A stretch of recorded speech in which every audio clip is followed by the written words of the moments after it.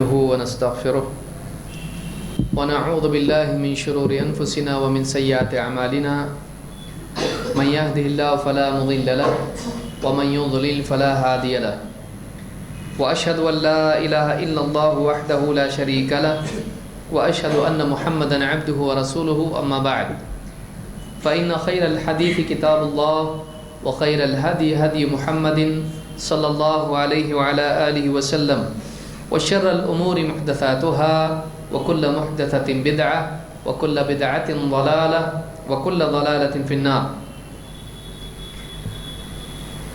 قال النبي صلى الله عليه وسلم بشر ولا تنفر ويسر ولا تعسر. میرے محترم دینی بھائیوں، ایک انسان دین پر عمل کرتا ہے، اس عمل کرنے کے لیے صرف اتنا کافی نہیں ہے کہ اسے معلوم ہو کہ اللہ اور اس کے رسول کا حکم کیا ہے. محض حکم کا جان لینا، کسی چیز کی فرضیت کو، اس کے وجوب کو، اس کے حکم کو، اس کی لازمی ہونے کو جان لینا، یہ آدمی کے عمل کے لیے کافی بنیاد نہیں ہے. ہونا تو یہ چاہیے کہ ایک انسان جب اللہ کا حکم جان لے، رسول کا حکم جان لے، تو فوری طور پر اس پر عمل کرے. لیکن اللہ رب العالمین نے انسان کو ایسا بنایا ہے کہ کسی بھی چیز کے کرنے کے لیے یا کسی چیز سے بچنے کے لیے اس کے پاس کوئی نہ کوئی بنیاد ہونا چاہیے. اس کے دل میں جب رغبت ہوتی ہے تب وہ کچھ کرتا ہے، اس کو جب واقعی کسی چیز کا ڈر ہوتا ہے تو اس سے بچتا ہے. لہذا قرآن کریم میں جہاں اللہ تعالیٰ نے مختلف اعمال کا حکم دیا ہے، وہیں ان اعمال پر انعام کے وعدے بھی کیے ہیں. اسی طرح سے جہاں برائیوں سے منع کیا ہے، وہیں ان برائیوں کے برے نتائج سے ڈرایا بھی ہے. اس لیے کہ انسان کے لیے عمل کرنے کے لیے اور گناہ سے بچنے کے لیے صرف معلومات کا ہونا کافی نہیں ہے کہ فلاں چیز کرنی ہے، فلاں چیز نہیں کرنا ہے. اس کے ساتھ یہ ضروری ہے کہ اس کے دل میں بھی وہ کیفیات پیدا ہوں جو اس کو عمل پر کھڑا کریں، برائی سے روکنے والی بنے. انسان ایک جذباتی مخلوق ہے، لہٰذا اس کے اعمال کا اس کے جذبات سے بہت تعلق ہوتا ہے. انسان بہت سے کام کرتا ہے جذبات کی بنیاد پر. کبھی جذبات اچھے ہوتے ہیں، کبھی برے ہوتے ہیں، لیکن یہی وہ جذبات ہیں جو انسان سے اچھے اور برے کام کرواتے ہیں. لہٰذا ایک انسان کو دین پر لانے کے لیے ترغیب اور ترہیب کا راستہ بہت ضروری ہے. صرف بتا دینا کافی نہیں کہ یہ کام کرنا چاہیے، یہ کام نہیں کرنا چاہیے، بلکہ اس کے ساتھ ساتھ اس انسان کے دل میں اس کام کو کرنے کا جذبہ پیدا ہو اور اس برائی سے بچنے کا داعیہ اس کے دل میں پیدا ہو، یہ بھی پیدا کرنا ضروری ہے. آئیے اس سلسلے میں دیکھتے ہیں قرآن و سنت میں کیا طریقے ہم کو سکھائے گئے ہیں. پچھلے دروس میں کئی باتیں ہم نے دیکھیں. آج کے درس میں اسی بات کو آگے بڑھاتے ہوئے کچھ باتیں ہم دیکھیں گے. انسان کی فطرت میں ترجیح کا اصول ہے. ایک انسان کوئی اچھی چیز جب لیتا ہے، اس سے اچھی چیز سامنے دکھائی دیتی ہے تو اس کا حریص ہو جاتا ہے. لہذا انسان کے مزاج میں ایک چیز سے بہتر چیز کو پانے کا جذبہ ہے. ایک آدمی ایک چھوٹے گھر میں رہتا ہے، وہ چاہتا ہے بڑا گھر ملے. ایک آدمی چھوٹی گاڑی اس کے پاس ہے، وہ چاہتا ہے اس سے اچھی گاڑی ملے. ایک آدمی کسی جاب میں ہے، وہ چاہتا ہے اس سے اچھا جاب اس کو ملے. ہر انسان کے مزاج میں، اس کی طبیعت میں چیز ہے کہ آج جو میرے پاس ہے، میرے سامنے جو ہے، اس سے بہتر مجھ کو ملے. ایک آدمی آج ایک موبائل استعمال کر رہا ہے، اور چاہتا ہے کہ یہ دے کے کوئی نیا لے اس سے اچھا والا. انسان کی فطرت میں چیز ہے ترجیح. اس سے بہتر۔ ترغیب و ترہیب میں ایک انسان کو دین پر لانے کے لیے اس جذبے کو بھی ابھارنا ضروری ہے۔ اس کو یہ بتایا جائے کہ جس دنیا میں تو ہے، جس دنیا کی نعمتوں کی وجہ سے تو آخرت کے اعمال، دین کے اعمال کو ضائع کر رہا ہے، وہ دنیا اتنی اعلیٰ نہیں ہے، ان اعمال کے بدلے میں تجھ کو اس سے بہتر دنیا ملنے والی ہے۔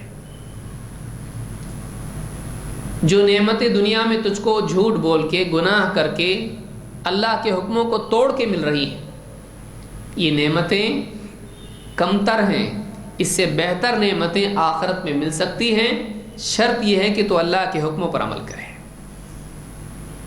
اس سے بہتر زندگی ہے، اس سے بہتر نعمتیں ہیں، اس سے اچھا دور ہے، اگر تو واقعی اس کے لیے عمل کرے تو اس کو کھو کے تو اس کو پا سکتا ہے، اس میں صبر کر کے تو اس میں آزاد ہو سکتا ہے۔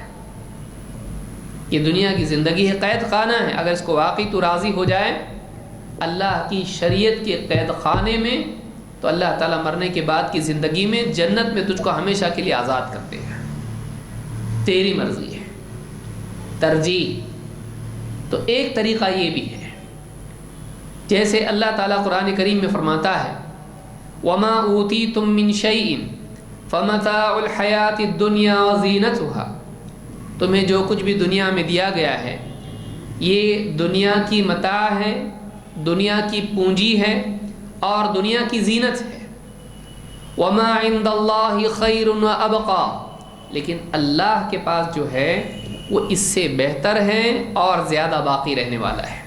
افلا تعقلون، کیا تم کو عقل نہیں ہے؟ کیا تم کو سمجھ نہیں؟ دنیا میں جو ملا ہے دنیا کی زینت ہے، یہاں کی متاع ہے، ایک دن اس کو کھونا ہے، ایک دن یہ ضائع ہونے والی ہے، ایک دن اس کے اندر زوال ہے۔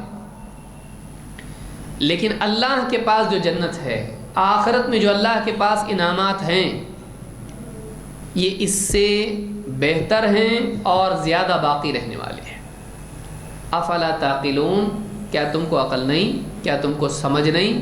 کیا تم سوچتے نہیں ہو کہ تم دنیا کے لیے اگر آخرت کو برباد کر رہے ہو تو تم کمتر کے لیے اعلیٰ کو قربان کر رہے ہو، تم گھٹیا کے لیے عمدہ کو قربان کر رہے ہو۔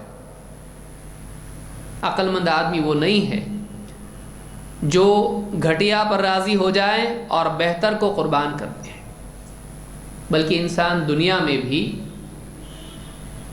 آج تکلیف اٹھا لیتا ہے اگر یقین ہو کہ اس تکلیف کے بدلے کل زیادہ بہتر ملنے والا ہو۔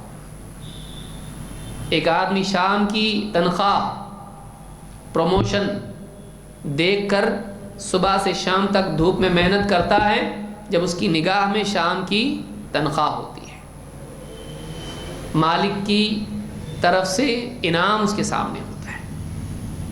تو ایک آدمی آگے آنے والے بہتر دن کے لیے آج کے دن میں تکلیف اٹھا لیتا ہے، کمتر پر راضی ہو جاتا ہے۔ یہ مزاج انسان میں ہے اور دنیا کے لیے بھی وہ اس کو استعمال کرتا ہے۔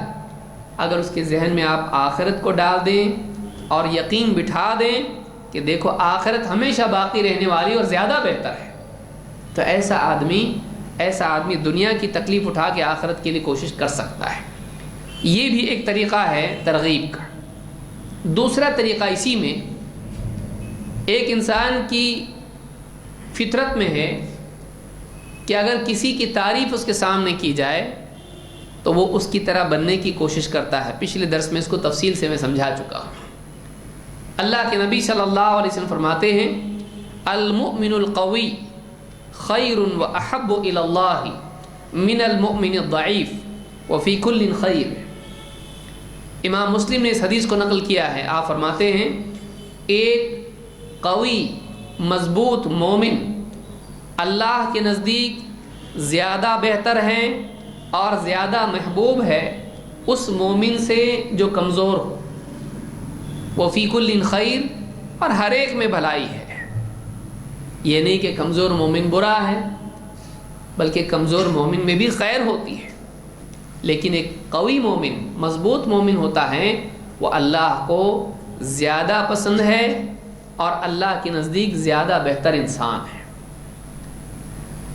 اس حدیث میں اللہ کے نبی صلی اللہ علیہ وسلم نے دو ایمان والوں میں بتایا کہ بہتر کون ہے،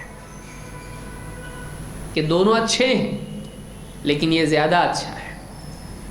کیوں بتایا؟ تاکہ ہر انسان ویسا بننے کی کوشش کرے۔ یہاں پر یہ بات بھی ملحوظ رہے کہ یہاں پر قوی مومن سے مراد پہلوان نہیں۔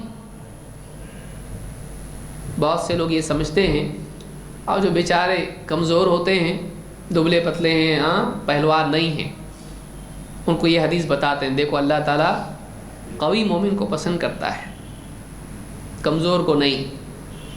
حدیث میں کمزوری اور طاقت جسمانی اعتبار سے نہیں بتائی گئی، اس لیے کہ حدیث ہی میں اللہ کے نبی صلی اللہ علیہ وسلم نے بتلایا کہ پہلوان وہ نہیں جو کسی کو کشتی میں پچھاڑ دے، پہلوان وہ ہے، واقعی بہادر وہ ہے جو غصے کے وقت اپنے آپ پر قابو رکھے۔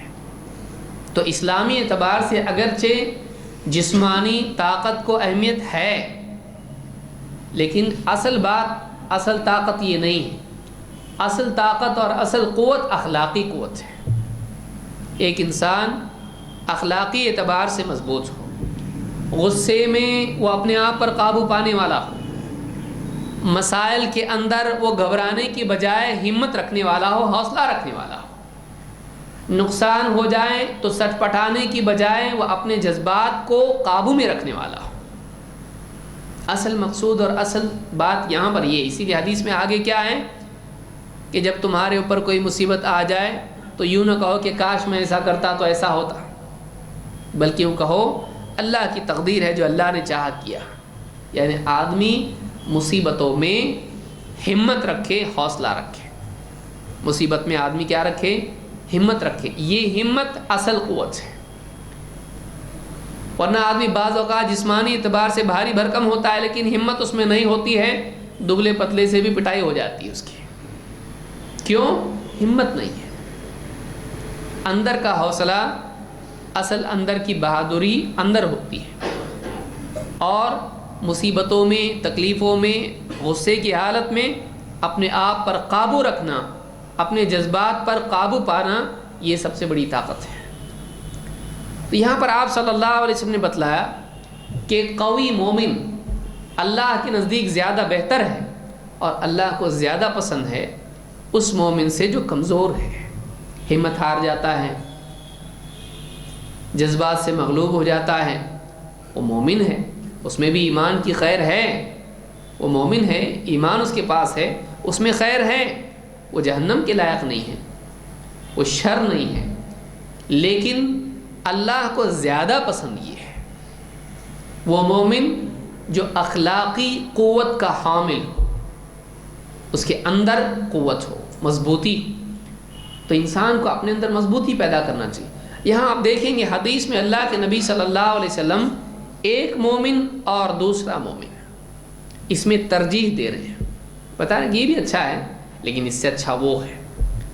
یہ بھی ایک طریقہ ہے ترغیب کا کہ لوگوں کو بتایا جائے کہ کون کس سے بہتر ہے، کون کس سے بہتر ہے۔ اس سے انسان کی ترقی ہوتی ہے اور وہ بہتر بنتا ہے۔ اسی طرح سے آپ دیکھیں گے اللہ کے نبی صلی اللہ علیہ وسلم فرماتے ہیں المؤمن الذی یخالط الناس ویصبر علی اذاہم افضل من المؤمن الذی لا یخالط الناس ولا یصبر علی اذاہم۔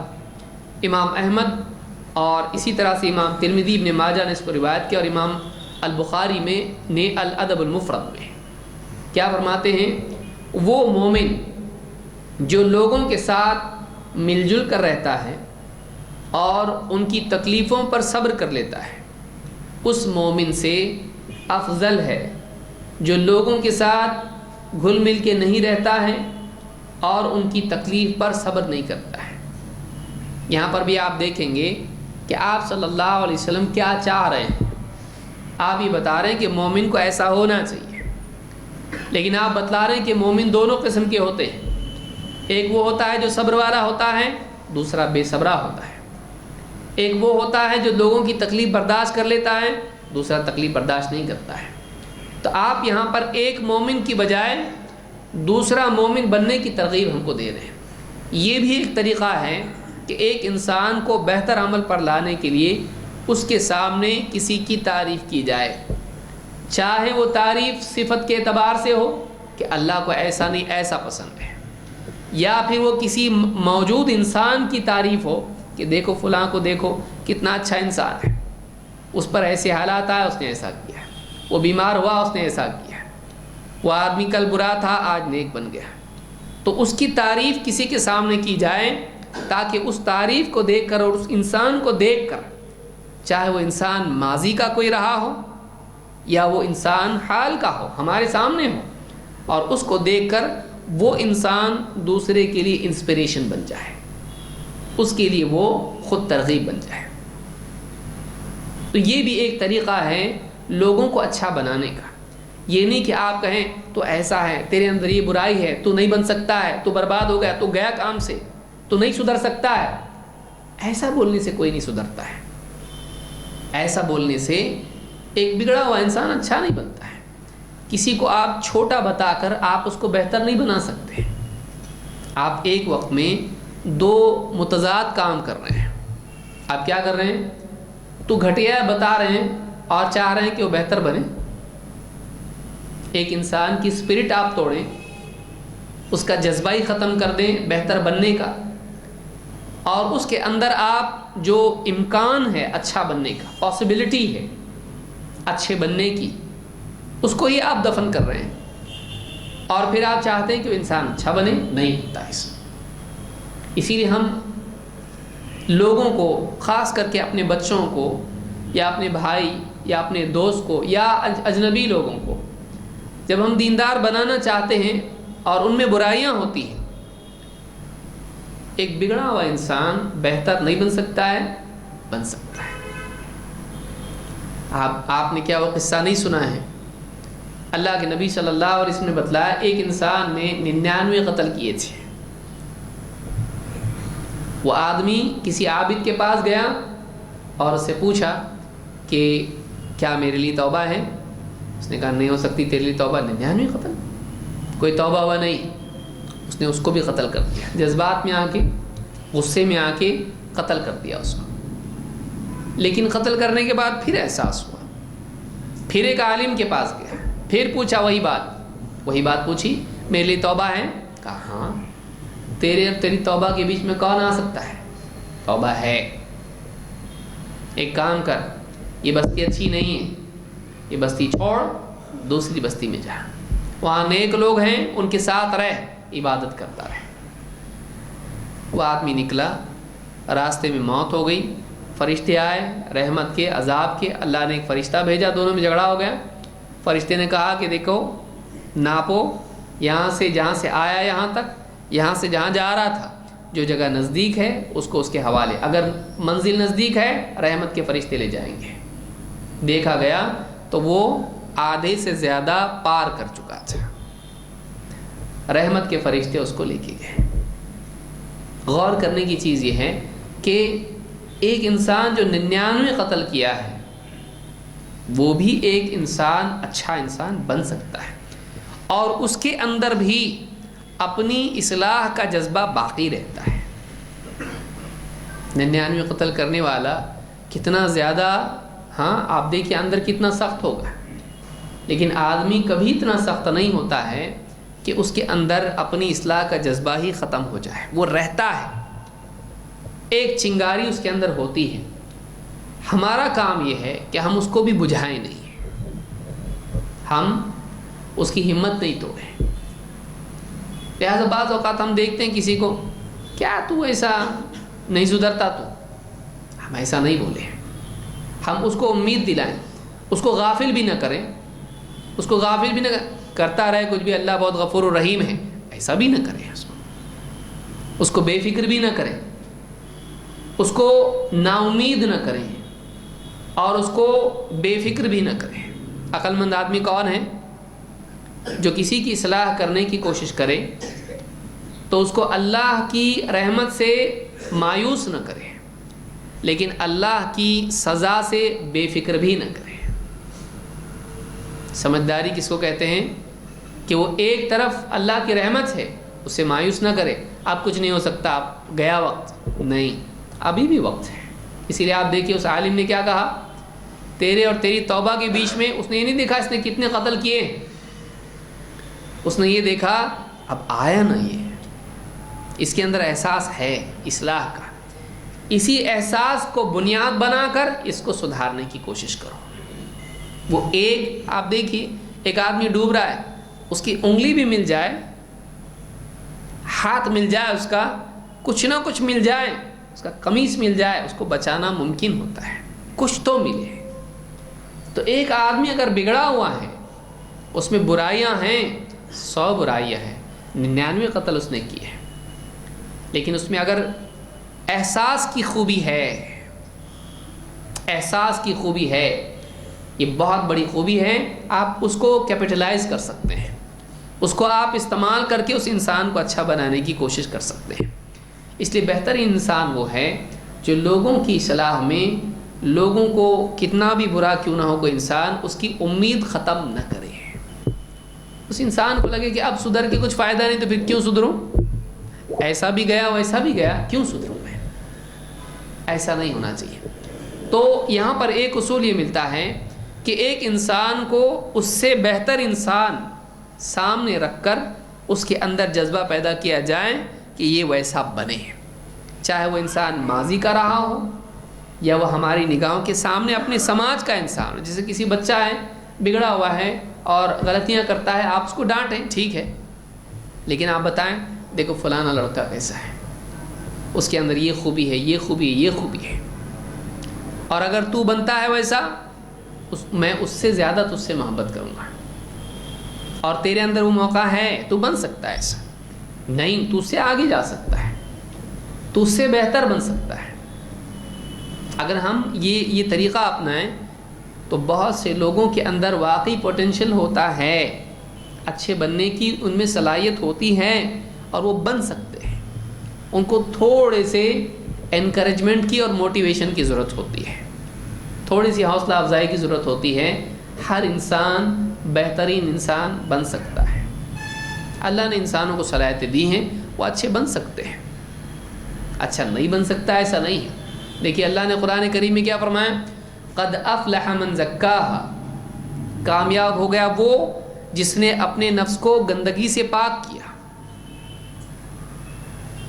معلوم ہوا کہ انسان کو ذمہ داری دی گئی ہے کہ اپنے آپ کو گندگی سے پاک کرے، اخلاقی۔ اگر یہ چیز ممکن نہیں ہوتی تو اللہ تعالیٰ انسان کو اس کا ذمہ دار نہیں، لا یکلف اللہ نفسا الا وسعہا، اللہ کسی پر وہ ذمہ داری نہیں ڈالتا جو اس کے بس میں نہ ہو۔ تو معلوم یہ ہوا کہ ہر انسان گندگی سے پاک ہو سکتا ہے، کوئی انسان اتنا بگڑتا نہیں ہے کہ وہ آج سدھر نہیں سکتا ہے، کسی کو کم ٹائم لگتا ہے، کسی کو زیادہ لگتا ہے، کوئی لمحوں میں صحیح زندگی اپنا لیتا ہے، کسی کو کچھ وقت لگتا ہے۔ سیڑھیاں چڑھنے میں کوئی تیزی سے چڑھ لیتا ہے، کوئی کمزور ہوتا ہے، تھوڑا رک رک کے کرتا ہے، کوئی اتنا کمزور ہوتا ہے کہ ہر سیڑھی پہ رک کے سانس لیتا ہے، ٹائم لگتا ہے۔ لہٰذا اس بات کو یاد رکھیں کہ ترغیب و ترہیب میں ایک طریقہ یہ بھی ہے کہ آپ لوگوں کو ترغیب دیں اور بہتر لوگ ان کے سامنے رکھیں۔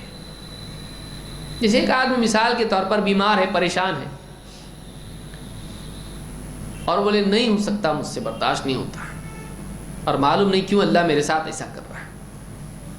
آپ کہیں دیکھو اللہ کا ایک بندہ تھا، ایک بڑی شخصیت اور نیک انسان، بہت نیک، تم سے نیک، یہ نہیں کہ تم گناہگار ہو، وہ نیک تھے، تم سے نیک تھے، اور اللہ کے مقرب بندے تھے، سالوں سال اللہ تعالیٰ نے ان کو بیمار رکھا۔ ایوب علیہ السلام، انہوں نے اللہ کی شکایت نہیں کی، انہوں نے اللہ تعالیٰ کو برا نہیں کہا، بلکہ اللہ تعالیٰ کی طرف سے آنے والی تکلیف پر راضی رہے۔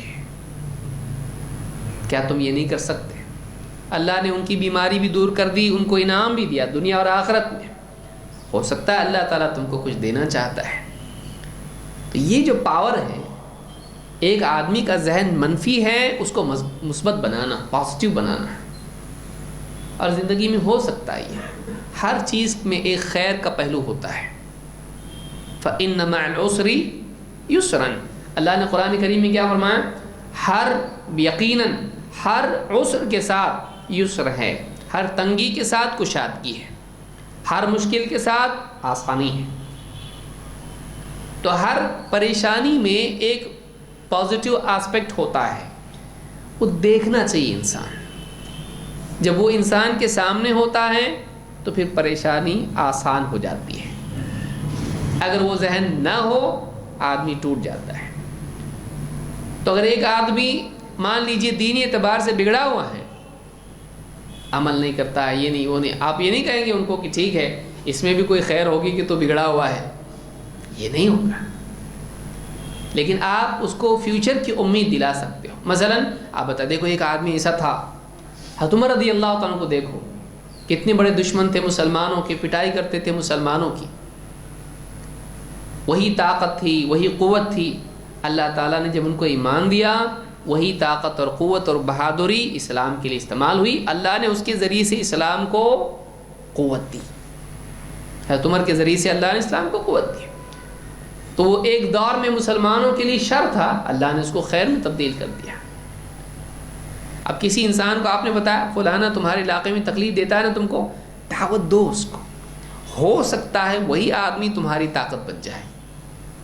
اب وہ جو منفی طور پر اس کو دیکھ رہا تھا، یہ بہت برا آدمی ہے، اس کا کچھ کام کرنا چاہیے، کچھ سوچ رہا تھا، اب اس کے ذہن میں کیا آ گیا؟ نہیں، یہ ہو سکتا ہے کہ یہی انسان ہماری قوت بنے. تو ایک انسان کو ماضی اور حال کی مثالیں دینا اور بہتر انسانوں کی مثال اس کے سامنے رکھنا تاکہ اس کے اندر وہ جذبہ پیدا ہو اور وہ اس کی طرح بننے کی کوشش کریں، یہ بھی ایک طریقہ ہے ترغیب کا. نمبر 9، ترغیب کا ایک طریقہ یہ بھی ہے کہ انسان کو اللہ کی مغفرت اور اللہ کی طرف سے ملنے والے اجر کا وعدہ سنایا جائے. اور یہ وعدے کی بڑی طاقت ہوتی ہے، بشرطے کہ وعدہ سچے کا ہو. فیوچر کا وعدہ انسان میں حرکت پیدا کرتا ہے. ایک کلاس روم میں اگر ٹیچر بول دے جو بھی کل ہوم ورک کر کے آئے گا اس کو میری طرف سے آئس کریم ملے گی، چاکلیٹ ملے گا، کیک ملے گا یا فلاں چیز ملے گی جس کی اس کے نزدیک قیمت ہو، یہ نہیں کہ اس کو اور ہوم ورک ملے گا. انسان کی نگاہ میں کسی نہ کسی چیز کی قیمت ہوتی ہے. اس کا وعدہ اگر اس کے سامنے رکھا جائے کہ تم نے یہ کیا یہ ملے گا تو آدمی عمل کرتا ہے. ایک آدمی کو بتایا جائے کہ اگر تم نے یہ کام شام تک ختم کیا تم کو روزانہ کتنے ملتے ہیں؟ 100. ٹھیک ہے، تم کو آج 500 ملیں گے. آدمی ختم کرتا ہے. کیوں؟ اس کے سامنے ریوارڈ ہے، اس کے سامنے بدلہ ہے. لہذا اگر بدلہ عظیم ہو، بڑا ہو، تو پھر آدمی کی کوشش میں بھی قوت پیدا ہو جاتی ہے. آپ دیکھیے کوئی مزدور ہے، آپ ٹرائی کر کے دیکھو نا. اس میں ایک مزدور ہے، آپ اس کو طے کرو شام تک تم کام کرو گے 200 روپے دیں گے. کام کرے گا، وہ کر رہا ہے روٹین کے حساب سے. آپ اس کو کہو اگر اچھے سے کرو گے اور جلدی کرو گے تو 200 نہیں دیں گے، تم کو 500 دیں گے. جھوٹا وعدہ نہیں، سچا. 500 دیں گے یقیناً. اب آپ دیکھیے اس آدمی کے کام میں امپرومنٹ ہوتا ہے کہ نہیں ہوتا ہے. یہ کیا ہے؟ کیوں ہوا ایسا؟ اجر کی زیادتی کا یقین. لہذا جو انسان اللہ کو مانتا ہے، آخرت کو مانتا ہے، ایسے انسان کے سامنے آخرت کے اجر کو دیکھیے پہلے دن نہیں ہوگا. جو دکھتا ہے اور جس کا ایکسپیرینس ہے وہ آسانی سے آدمی ہضم کر لیتا ہے. جو دیکھا نہیں کبھی اس کو کئی بار بولنا پڑتا ہے تب سمجھ میں آتا ہے. آپ یہ سمجھیں گے کہ آخرت تو اس سے بہتر ہے، بتایا لیکن کچھ بھی حرکت نہیں آ رہی. کیوں؟ وہ آخرت کے کم قیمت ہونے کی وجہ سے نہیں، وہ اس کے یقین کے کمزور ہونے کی وجہ سے۔ ایک آدمی اگر دنیا کے انعام سے حرکت میں آئے اور آخرت کے انعام کو سن کے اس میں وہ حرکت پیدا نہ ہو، یہ کیوں ہے؟ اس وجہ سے ہے کہ آخرت پر اس کا یقین اتنا مضبوط نہیں ہے جتنا دنیا کے وعدوں پر ہے۔ کتنے افسوس کی بات ہوگی کہ ایک آدمی ایک سیاست داں کے جھوٹے وعدے پر حرکت میں آ جائے اور اللہ رب العالمین جو بادشاہ ہے اس کے سچے وعدے پر اس کی زندگی میں حرکت پیدا نہ ہو۔ کتنے نوجوان ہیں جو الیکشن میں بھاگ دوڑ کرتے ہیں۔ کوئی کارپوریٹر ہے، بول دیتا ہے اپنا کام اگر ہوگا اور میں آیا چن کے تو تم لوگ ہر ایک کو جاب ملے گا، اچھا جاب، بیٹھ کے کھاؤ گے، پڑھے لکھے نہیں بھی رہے تو۔ اس وعدے پہ نوجوان کیا نہیں کرتے، رات رات جاگتے ہیں، پوسٹر چپکاتے ہیں، گھر گھر جا کے لوگوں کو خالہ آنٹی چاچا پھوپھا سب کرتے ہیں، الٹا سیدھا کچھ بھی کھاتے ہیں، رات رات جاگتے ہیں اور ہر ایک کے گھر پہ جاتے ہیں۔ الیکشن کے دن لوگوں کو گاڑیوں میں لے کے جاتے ہیں، دھوپ میں ایک دم، رکشہ والے آپ دیکھیے، جائیں گے آئیں گے، پھر جائیں گے آئیں گے، پھر جائیں گے، شام تک۔ کیا ہے، کیا ملنے والا ہے؟ الیکشن میں آنے والے جیت کے، وہ بھی پکا ہے۔ سوچیے آئے گا کہ نہیں آئے گا، پکا ہے؟ KGN، کوئی گارنٹی نہیں، کوئی گارنٹی نہیں، پکا نہیں ہے، آ بھی سکتا ہے، نہیں بھی آ سکتا ہے۔ آج کل تو لوگوں کو زیرو ووٹ بھی مل رہے ہیں،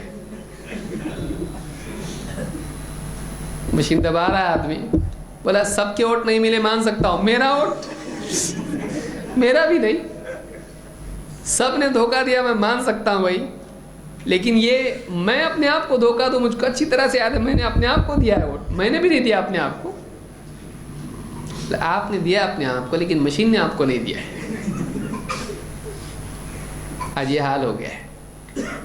لیکن پھر بھی لوگ کام کرتے ہیں، مشین آنے کے بعد بھی لوگ کام کرتے ہیں اس امید میں کہ ہمارا نیتا آئے گا اور ہم کو کامیاب کرائے گا۔ جس کا یقین اتنا پختہ نہیں ہے، پاسبلٹی 50-50 ہو سکتا نہیں بھی ہو سکتا، لیکن پھر بھی اس امید میں ایک نوجوان رات بھر جاگ کے کام کر سکتا ہے۔ وہ نوجوان رات میں تہجد کیوں نہیں پڑھ سکتا ہے؟ وہ نوجوان دن میں خیر کے کاموں میں کیوں نہیں آگے بڑھ سکتا ہے؟ وہ نوجوان بھاگ دوڑ اللہ کے لیے کیوں نہیں کر سکتا ہے؟ اس لیے کہ دنیا کے نتائج دنیا میں آتے ہیں اور آخرت کے نتائج آخرت میں ہیں، تو آدمی ہمیشہ شیطان اس کو پیچھے ڈال دیتا ہے۔ ترغیب و ترہیب میں اس بات کی ضرورت ہے کہ ہم لوگوں کو آخرت کی بات اتنی بولیں کہ دلوں میں آخرت کا یقین اس سے بھی زیادہ ہو جتنا دنیا کا ہے۔ عربی زبان میں ایک جملہ بولا جاتا ہے کہاوت کے طور پر، اذا تکرر تقرر، جب ایک چیز بار بار دہرائی جاتی ہے تو وہ چیز دل میں بیٹھ جاتی ہے۔ یہ قاعدہ ہے۔ پیسہ امپورٹنٹ ہے، آپ کو بچپن سے معلوم پڑا نا؟ کیسے معلوم پڑا؟ بار بار سنا آپ نے اس کو۔ دنیا کی کئی چیزیں ایسی ہیں جن کو ہم نے بار بار سنا اور بار بار بار بار وہ اتنی ریپیٹ ہوئی کہ دل میں بیٹھ گئی۔ پیسہ ہے تو سب ہے، پیسہ نہیں تو کچھ بھی نہیں، یہ ہم نے اتنی بار سنا کہ آج ہمارے دلوں میں بات بیٹھ گئی۔ اگر اس کی جگہ ہم یہ سنتے، دین ہے تو سب کچھ ہے، دین نہیں تو کچھ بھی نہیں، تو وہ چیز بیٹھتی۔ تکرار جس کی ہوتی ہے، اقرار دل میں اس کا پیدا ہو جاتا ہے۔ لہذا اللہ کے وعدے، اللہ کے انعامات ان کو بھی اسی طرح سے بیان کیا جائے، بلکہ زیادہ، جس طرح سے دنیا کے وعدے اور دنیا کے انعامات کا تذکرہ ہوتا ہے۔ اگر یہ چیز انسان کو بار بار دہرائی جائے دل میں بیٹھ جائے گی۔ اللہ تعالیٰ قرآن کریم میں فرماتا ہے، اور قرآن کو آپ دیکھیے، احادیث کو آپ دیکھیے، آپ کو کئی جگہوں پر ملے گا اللہ نے وعدے کیے آخرت میں اللہ بڑا اجر دے گا، اللہ یہ عطا کرے گا، جنت دے گا، کھانے، بہترین لباس، یہ وہ اتنی ساری چیزیں، نہریں، اور وہاں کی بادشاہت، وہاں کی ہمیشگی کی زندگی، جوانی، نعمتیں، کھانے پینے، لباس، بہترین بیویاں، سب کچھ۔ وعدے کیوں ہیں؟ کیونکہ آدمی کے دل میں ان وعدوں کی طلب سے یقین پیدا ہو کر آدمی اس کے لیے کرنے والا بنے۔ اللہ تعالیٰ قرآن کریم میں فرماتا ہے، وعد اللہ الذین آمنوا وعملوا الصالحات لہم مغفرۃ واجر عظیم۔ اللہ نے وعدہ کر رکھا ہے ان لوگوں سے جو ایمان لائیں اور نیک اعمال کرتے رہیں۔ ایمان اور عمل صالح اللہ کا وعدہ ہے۔ کیا وعدہ ہے؟ لہم مغفرۃ واجر عظیم۔ ان کے لیے دو چیزیں ہیں، ایک ان کی غلطیاں، ان کے گناہ، ان سب کی مغفرت، ان کی مغفرت، اور ان کے لیے اجر عظیم ہے، معمولی بدلہ نہیں ہے۔ اجر کا مطلب ہوتا ہے اجرت، ریوارڈ۔ ان کے لیے اجر ہے، لیکن اجر کیسا ہے؟ عظیم، عظیم الشان بدلہ ان کو ملنے والا ہے۔ تو ایک تو یہ کہ ان کے جتنے دنیا میں گناہ ہوئے، غلطیاں ان سے ہوئیں، ہر انسان ہے اس سے کچھ نہ کچھ غلطیاں ہوتی ہیں، نیک انسان کوشش کرتا ہے لیکن پھر بھی ٹھوکریں کھاتا ہے۔ اللہ نے وعدہ کیا ایمان و عمل کا مسلسل اہتمام کرو گے، چلتے سیدھے راستے پر چلتے چلتے جو ٹھوکریں تم کو لگی ہم معاف کر دیں گے۔ شرط یہ ہے کہ تم چلتے رہنا چاہیے سیدھے راستے پہ، ٹھوکر لگے گی تم کو، تم غلطیاں کرو گے، لیکن اگر تم ایمان کا اہتمام کرو اور نیک اعمال کا اہتمام کرو، سیدھے راستے پر چلتے رہو، جو بھی لغزشیں تم سے ہوئی ہیں ہم تم کو معاف کر دیں گے، اور تمہارے لیے بہترین اجر کا وعدہ ہے۔ جیل میں قیدی بھی اگر کوئی ہو، اگر اس کو بتایا جائے کہ اگر تم اچھے سے جیل میں رہو گے تم کو جلدی چھوڑیں گے، تمہاری سزا کم ہوگی، 1 سال 2 سال کم کر دیں گے تمہارے، اگر اس کو یقین ہو اچھے سے رہتا ہو، کیوں؟ غلطی معاف ہوگی، سزا کم ہوگی۔ لہٰذا یہ بتایا جائے کہ اگر تم اچھی زندگی گزارو گے، ایمان و عمل کا اہتمام کرو گے، جو کوتاہیاں تم سے ہوتی ہے اللہ معاف کر دے گا۔ امید دلانا مغفرت کی، لوگوں کو اللہ کی مغفرت کی امید دلانا۔ داعی کا کام یہ ہے کہ لوگوں کو اللہ کی رحمت سے، مغفرت سے مایوس نہ کرے۔ تجھ کو کون معاف کرے گا؟ اتنے گناہ تو نہیں کیے ہیں، نہیں معاف کرے گا اللہ تجھ کو، نہیں۔ لوگوں کو امید دلائیں ایک مغفرت کی، ہو سکتی ہے، کیوں نہیں ہو سکتا ہے، آج توبہ کر لیں اللہ معاف کرنے والا ہے۔ تو انسان کو امید دلانا، خاص طور سے جو انسان دنیا سے جا رہا ہے اس کو اللہ کی رحمت کی امید دلانا۔ اس وقت میں آدمی مایوس ہوتا ہے، ایک آدمی مر رہا ہے تو میں نے بہت پاپ کی زندگی، بہت گناہ کیے میں نے، کیا ہوگا سمجھ میں نہیں آ رہا، میرے معلوم نہیں اللہ معاف کرے کہ نہ کرے۔ اس وقت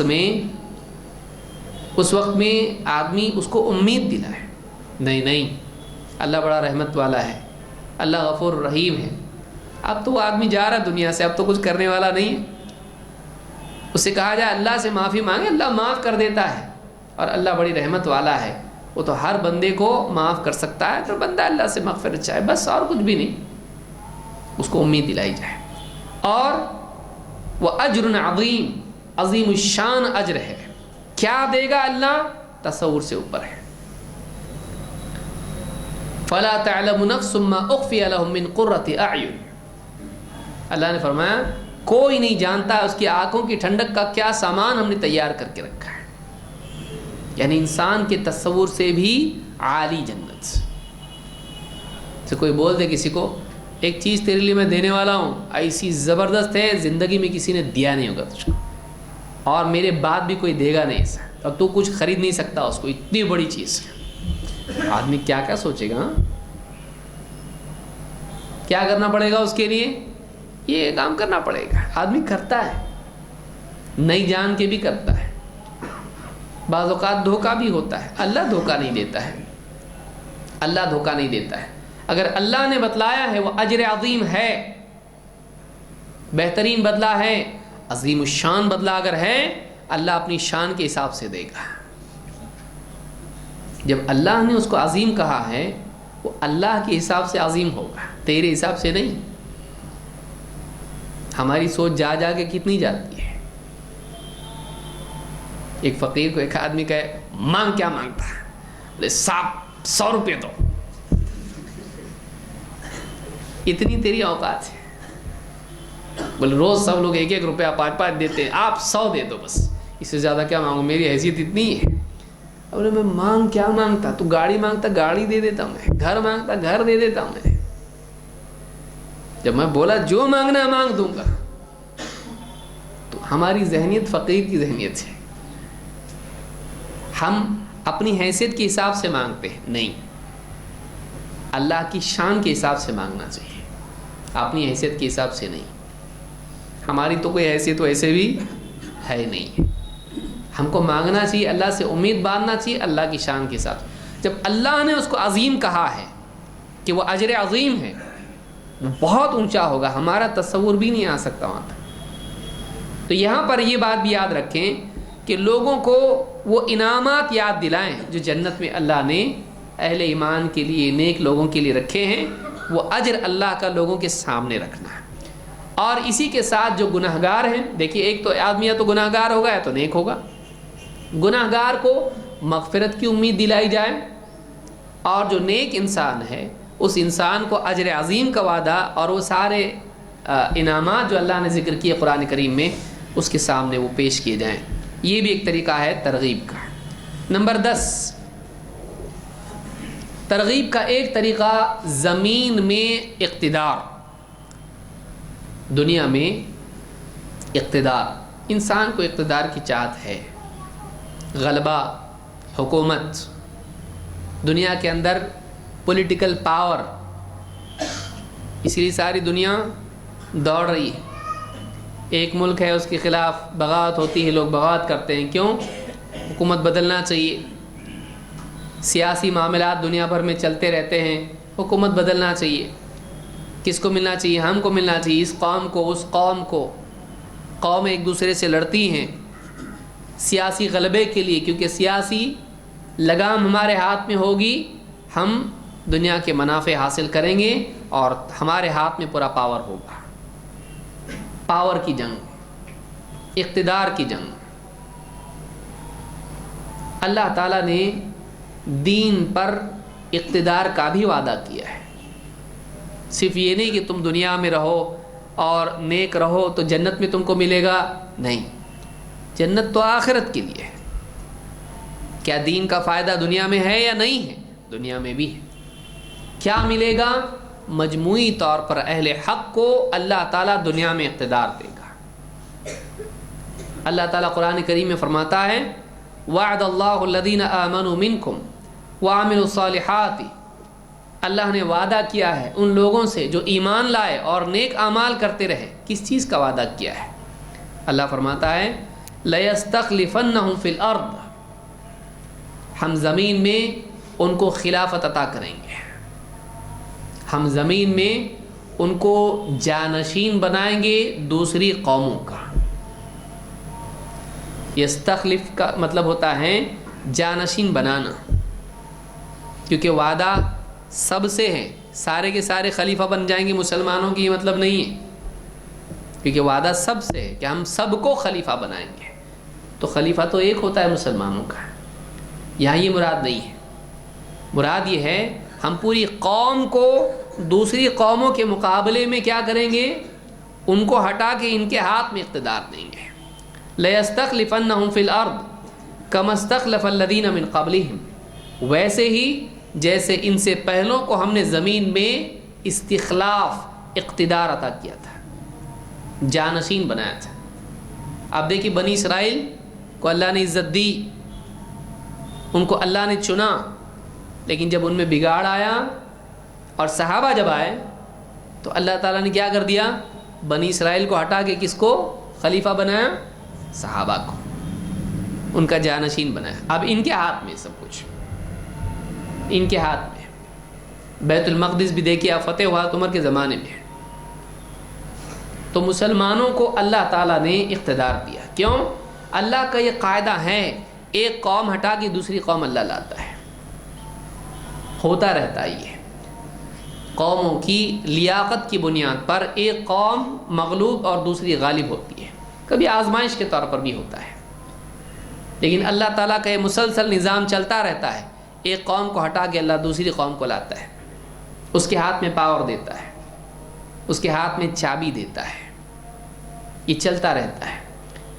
تو چابی جو ملنے والی ہے وہ کس بنیاد پر ملے گی؟ شور شرابہ کرنے کی بنیاد پر، شکایتیں کرنے کی بنیاد پر نہیں، دو بنیادیں اللہ نے بیان کی ہیں۔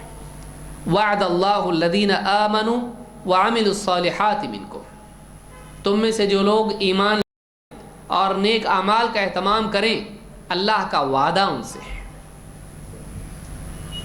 کیا وعدہ ہے؟ لَيَسْتَخْلِفَنَّهُمْ فِي الْأَرْضِ، ان کو زمین میں اللہ اقتدار عطا کرے گا، استخلاف ان کو دے گا۔ كَمَا اسْتَخْلَفَ الَّذِينَ مِنْ قَبْلِهِمْ، جیسے ان سے پہلوں کو اللہ تعالیٰ نے جانشین بنایا۔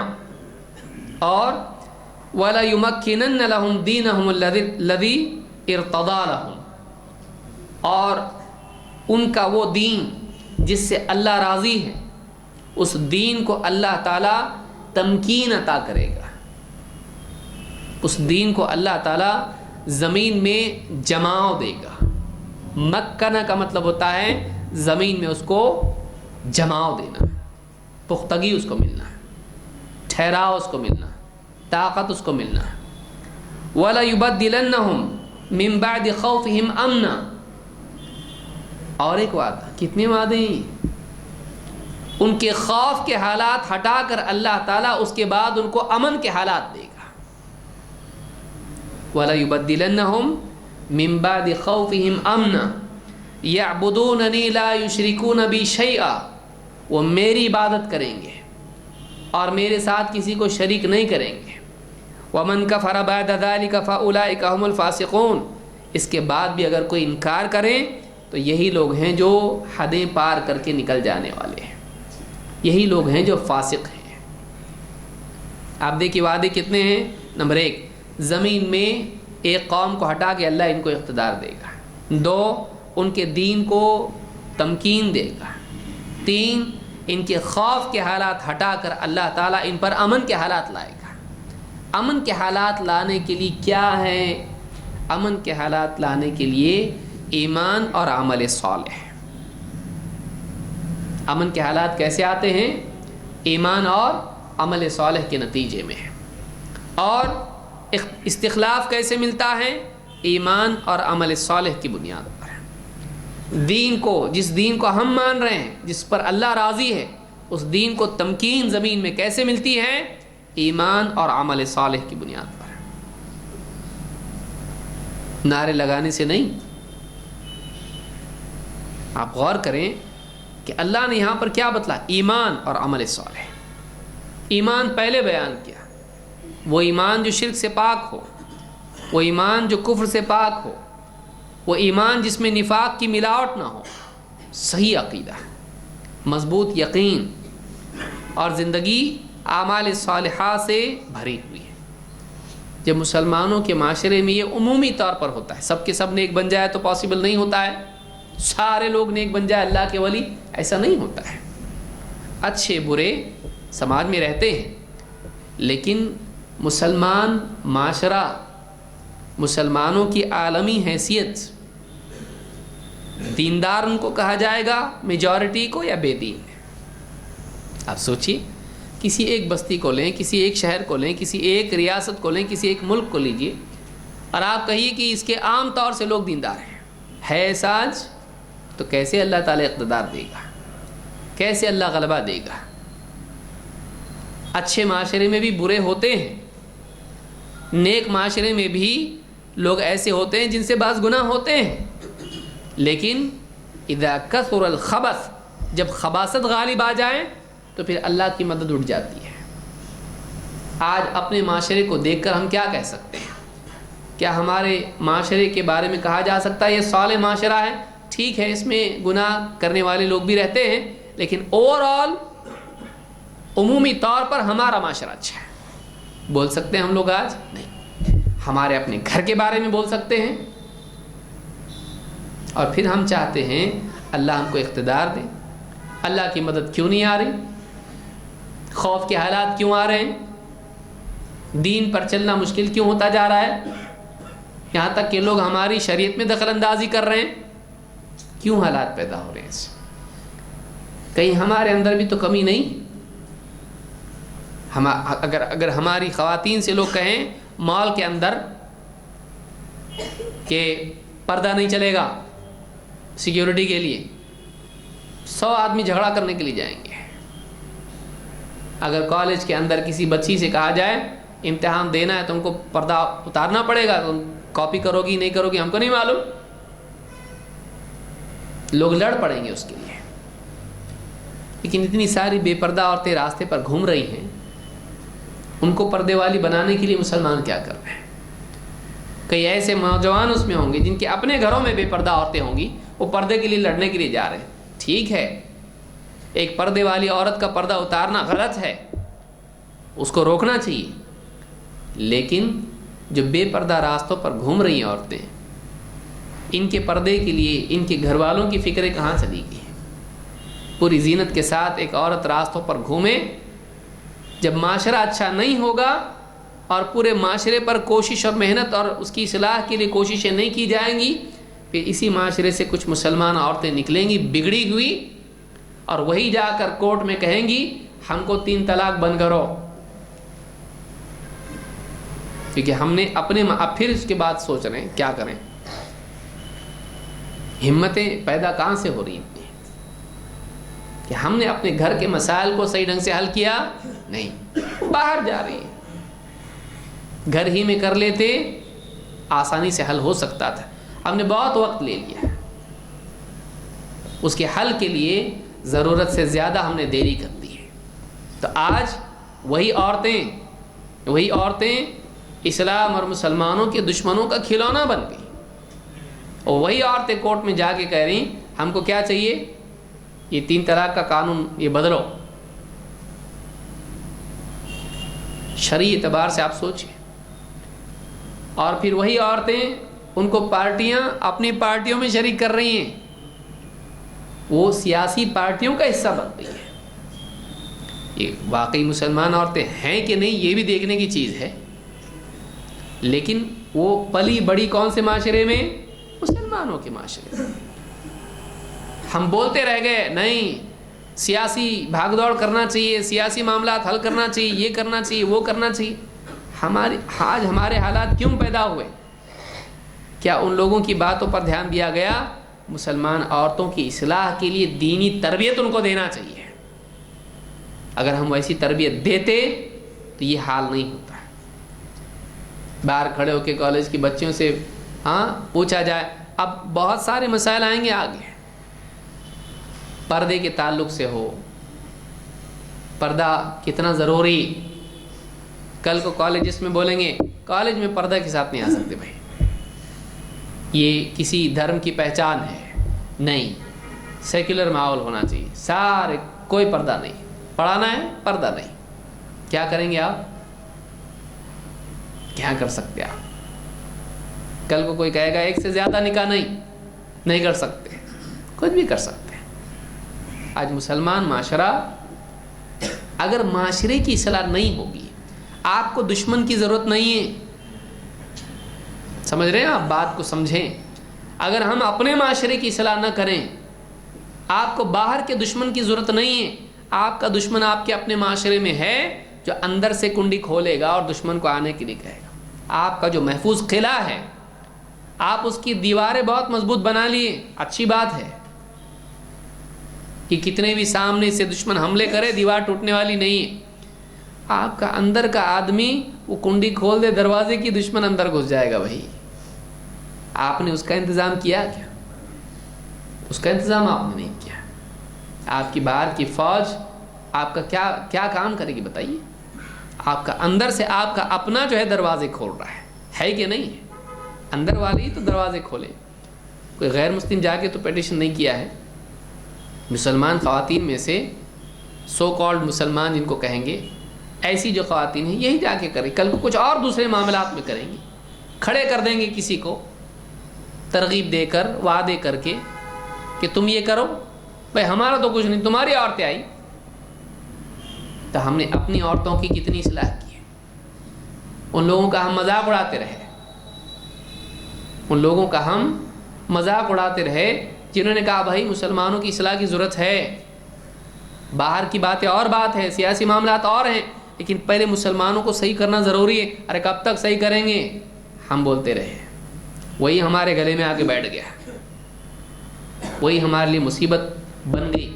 ہم نے عورتوں کی تربیت کے لیے کیا نظام قائم کیا؟ ہم نے بچوں کی تربیت کے لیے کیا نظام قائم کیا؟ ہم نے نوجوان کی تربیت کے لیے کیا نظام قائم کیا؟ سوچئے.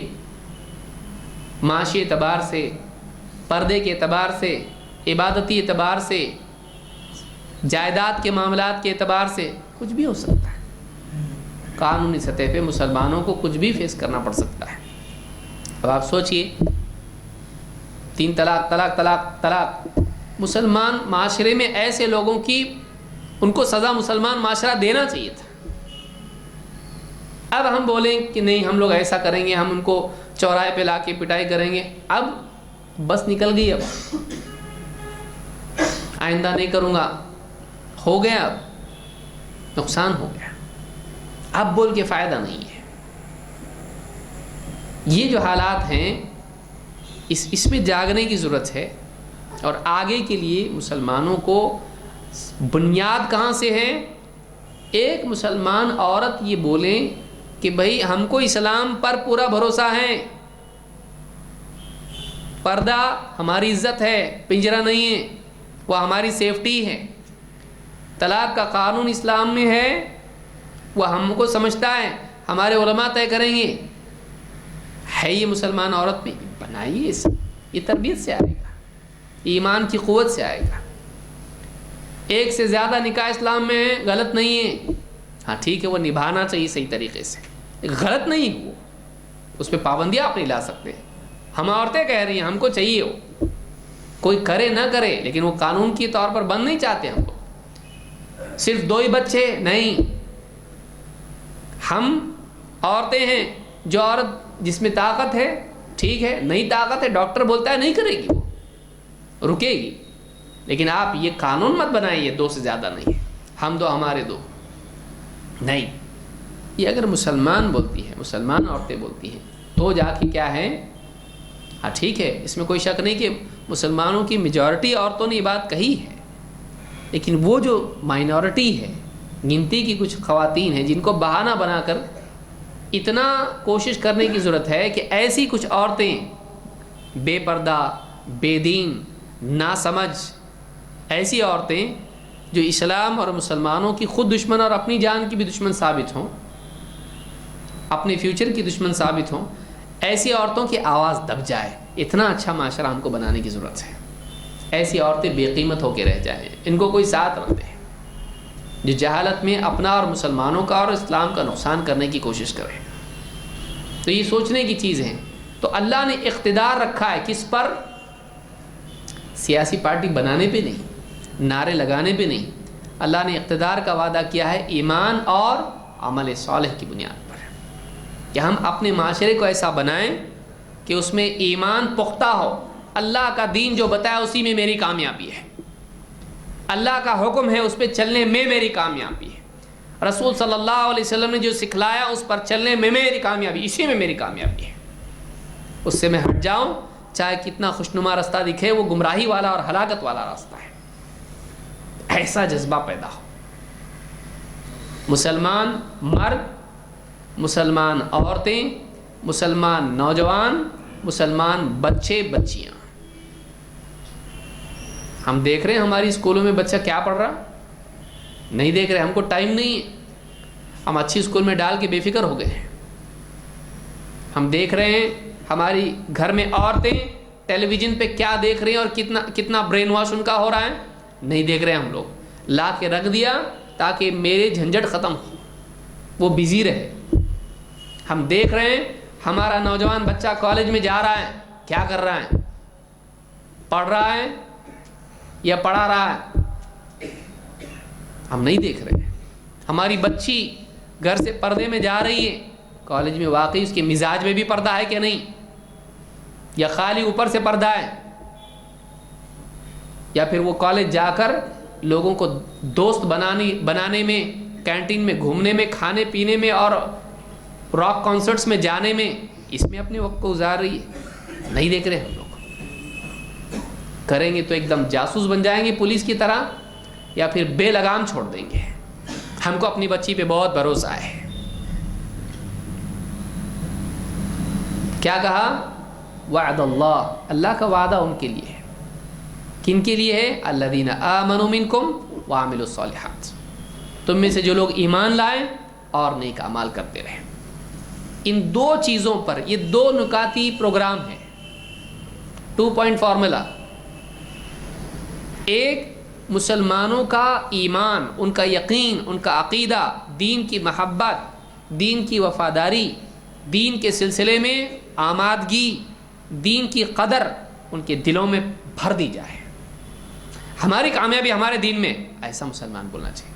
وہ سب ہم کو زیادہ نہیں سمجھتا لیکن دین میں کامیابی ہے. ہم علماء سے پوچھیں گے, ایسا مزاج بنایا جائے. کوئی آ کے بول رہا ہے ارے تمہارے اسلام میں نہیں ہے تمہارے لیے کچھ بھی, یہ سارے قانون ہیں مولوی نے بنائے ہوئے ہیں, عورتوں کے لیے کچھ بھی نہیں اس کے اندر, میراث میں نہیں, اس میں نہیں, پردہ, ایجوکیشن میں نہیں, یہ نہیں وہ نہیں, تمہارے یہاں طلاق تو نہیں دے سکتی شوہر کو, کیا ہے تیرے اسلام میں؟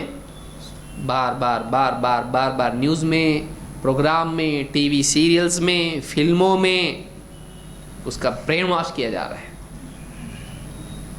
عورت کی آزادی, اس کے ہم بھی قائل ہیں, اسلام ہی نے تو آزاد کرایا عورت کو بھائی. لیکن کون سی آزادی؟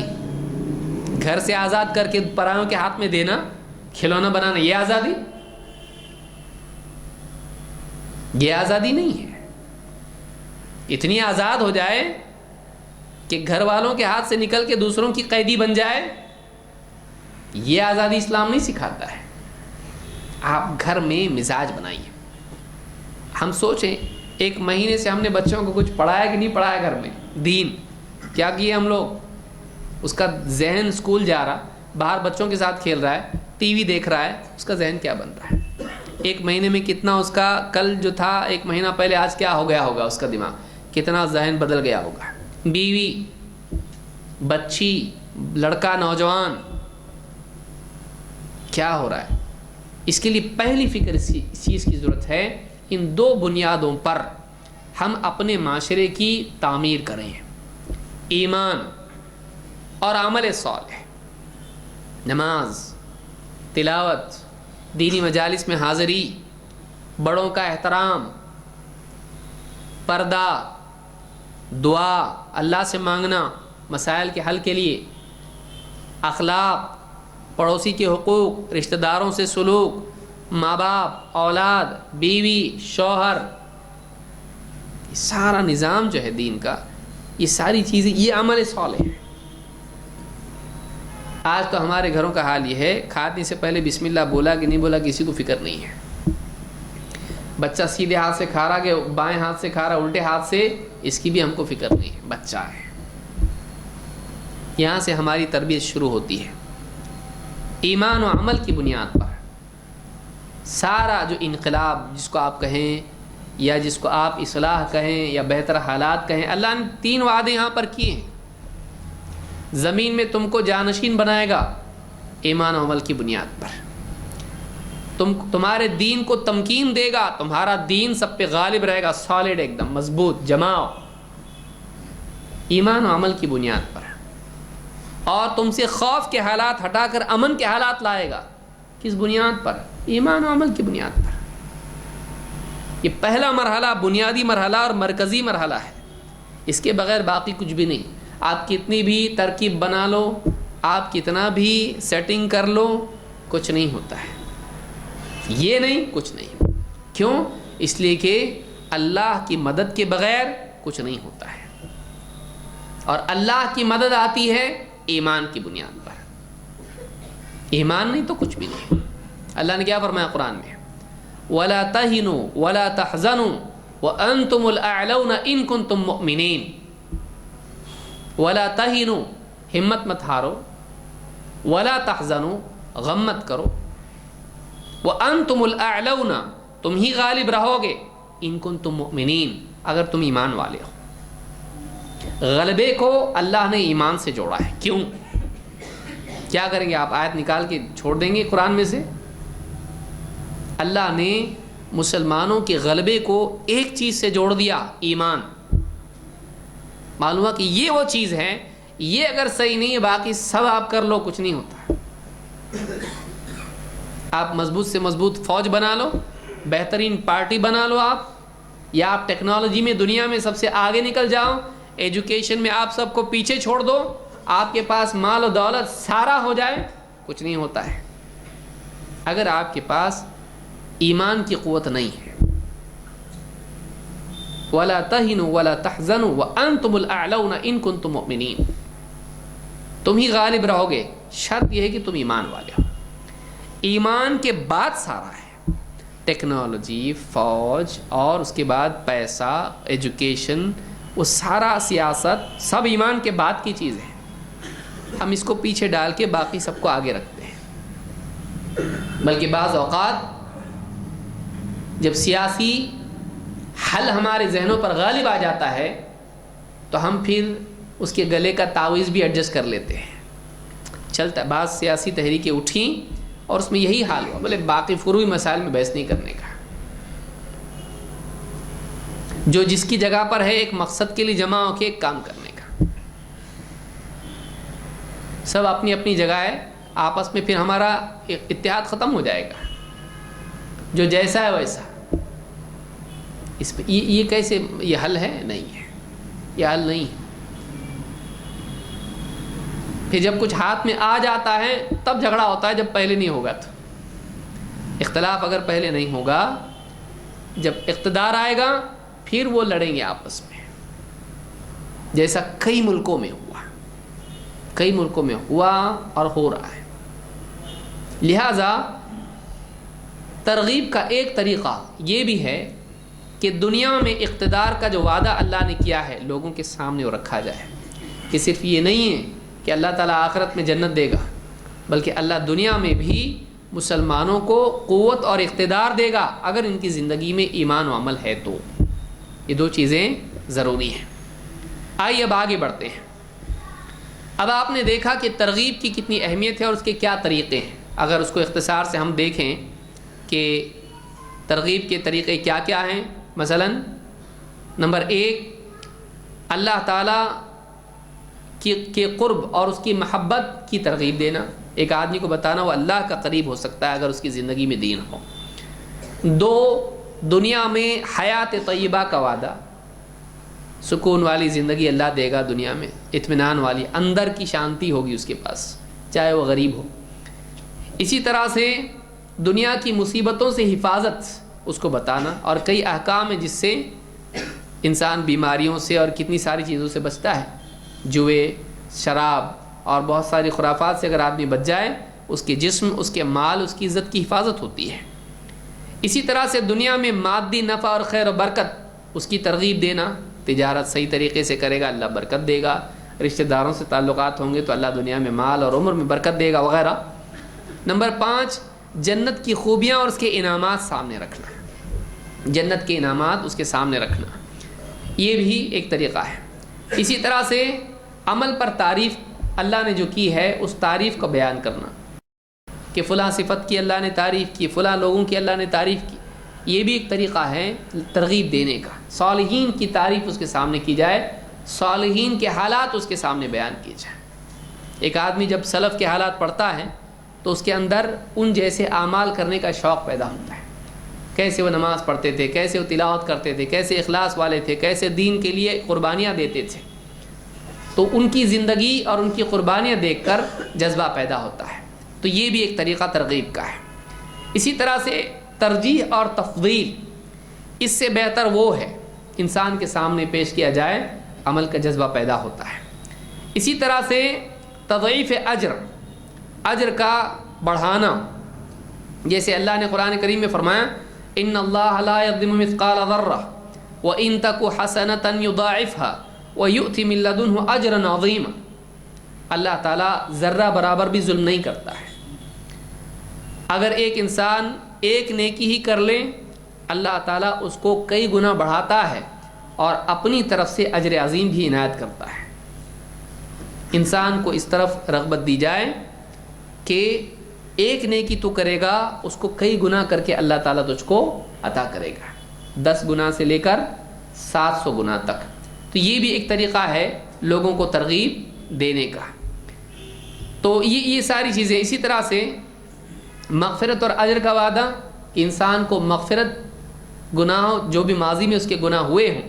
اس لیے آپ دیکھیے ایک صحابی آیا عبداللہ بن عمر رضی اللہ عنہ، غالباً اللہ کے نبی صلی اللہ علیہ وسلم سے بیعت کرنے کے لیے ہاتھ بڑھایا، پھر اچانک ہاتھ کھینچ لیا. اسلام کی بیعت کرنے کے لیے آئے، ہاتھ بڑھایا بیعت کرنے کے لیے، اسلام قبول کرنے کے لیے، ہاتھ کھینچ لیا. کہا یہ کیا؟ کہا میں اسلام قبول کروں گا لیکن میری شرط یہ ہے کہ پچھلے جتنے بھی گناہ ہوئے ہیں وہ معاف ہونا چاہیے. کہا تجھ کو معلوم نہیں، اسلام پچھلے پورے سارے گناہوں کو ڈھا دیتا ہے. ایک آدمی جب اسلام میں آتا ہے پچھلے سارے گناہ معاف.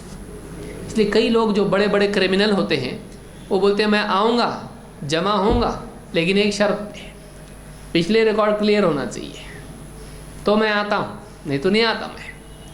تو انسان میں یہ بھی ایک جذبہ ہے کہ جو اس کے گناہ ہوئے ہیں اگر وہ معاف ہو جاتے ہیں وہ دیندار بننے کے لیے تیار ہوتا ہے.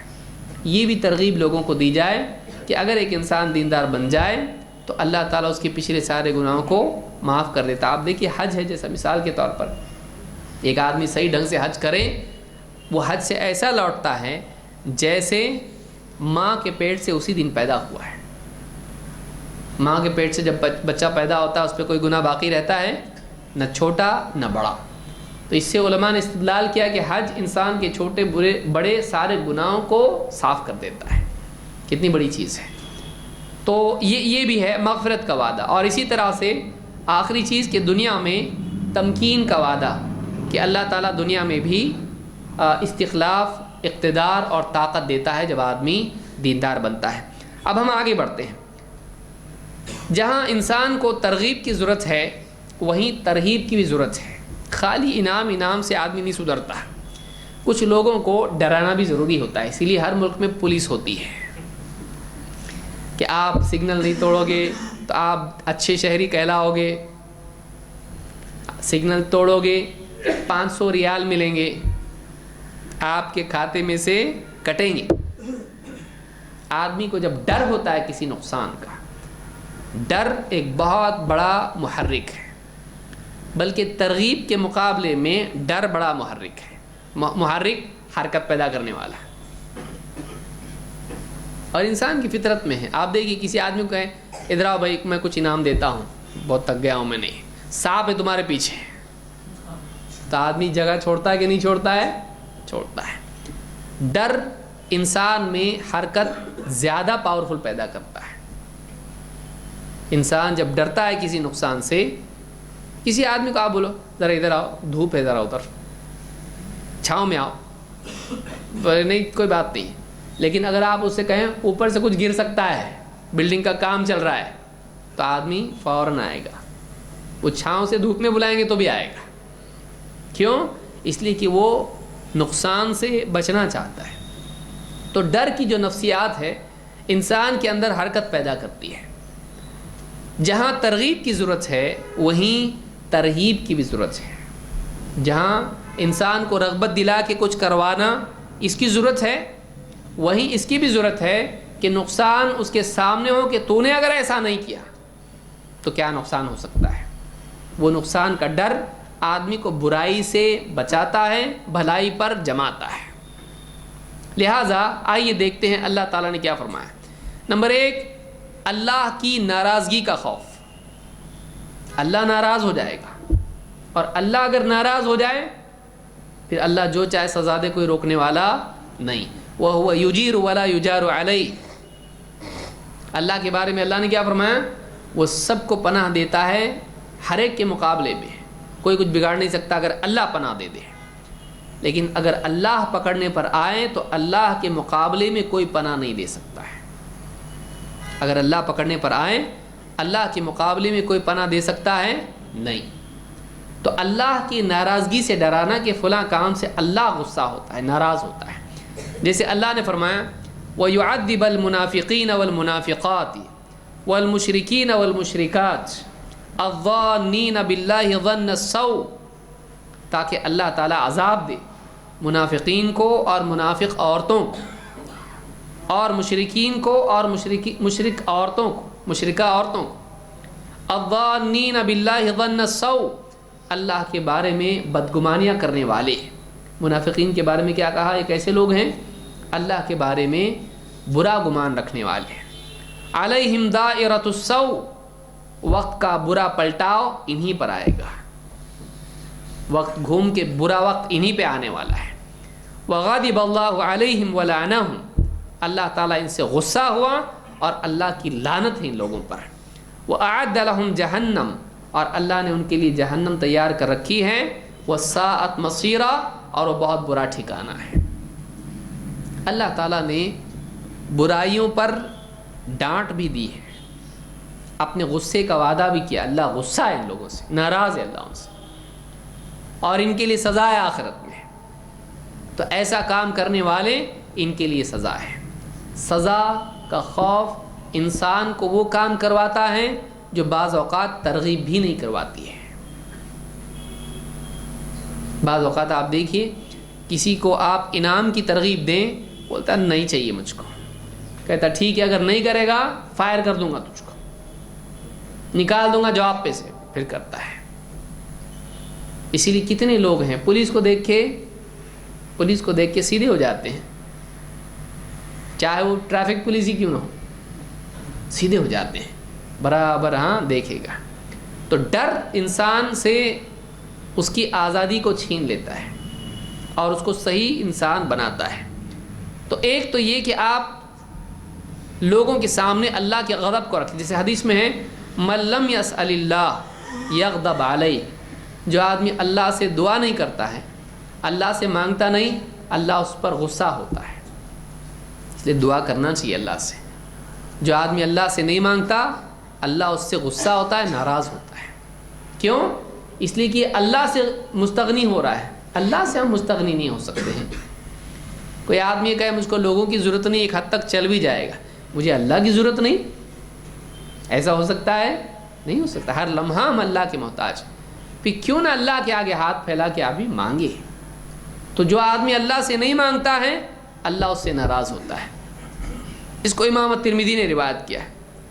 دوسرا طریقہ جہنم سے ڈرایا جائے، جسے اللہ نے فرمایا قل ان الخاسرین الذین خسروا انفسهم واہلیہم یوم القیامہ، اے نبی آپ کہیے واقعی گھاٹے میں کون ہے، واقعی خسارے میں کون ہے؟ یہ وہ لوگ ہیں جنہوں نے اپنے آپ کو اور اپنے گھر والوں کو قیامت کے دن خسارے میں ڈال دیا ہے۔ اپنے آپ کو اور اپنے گھر والوں کو قیامت کے دن خسارے میں ڈال دیا ہے۔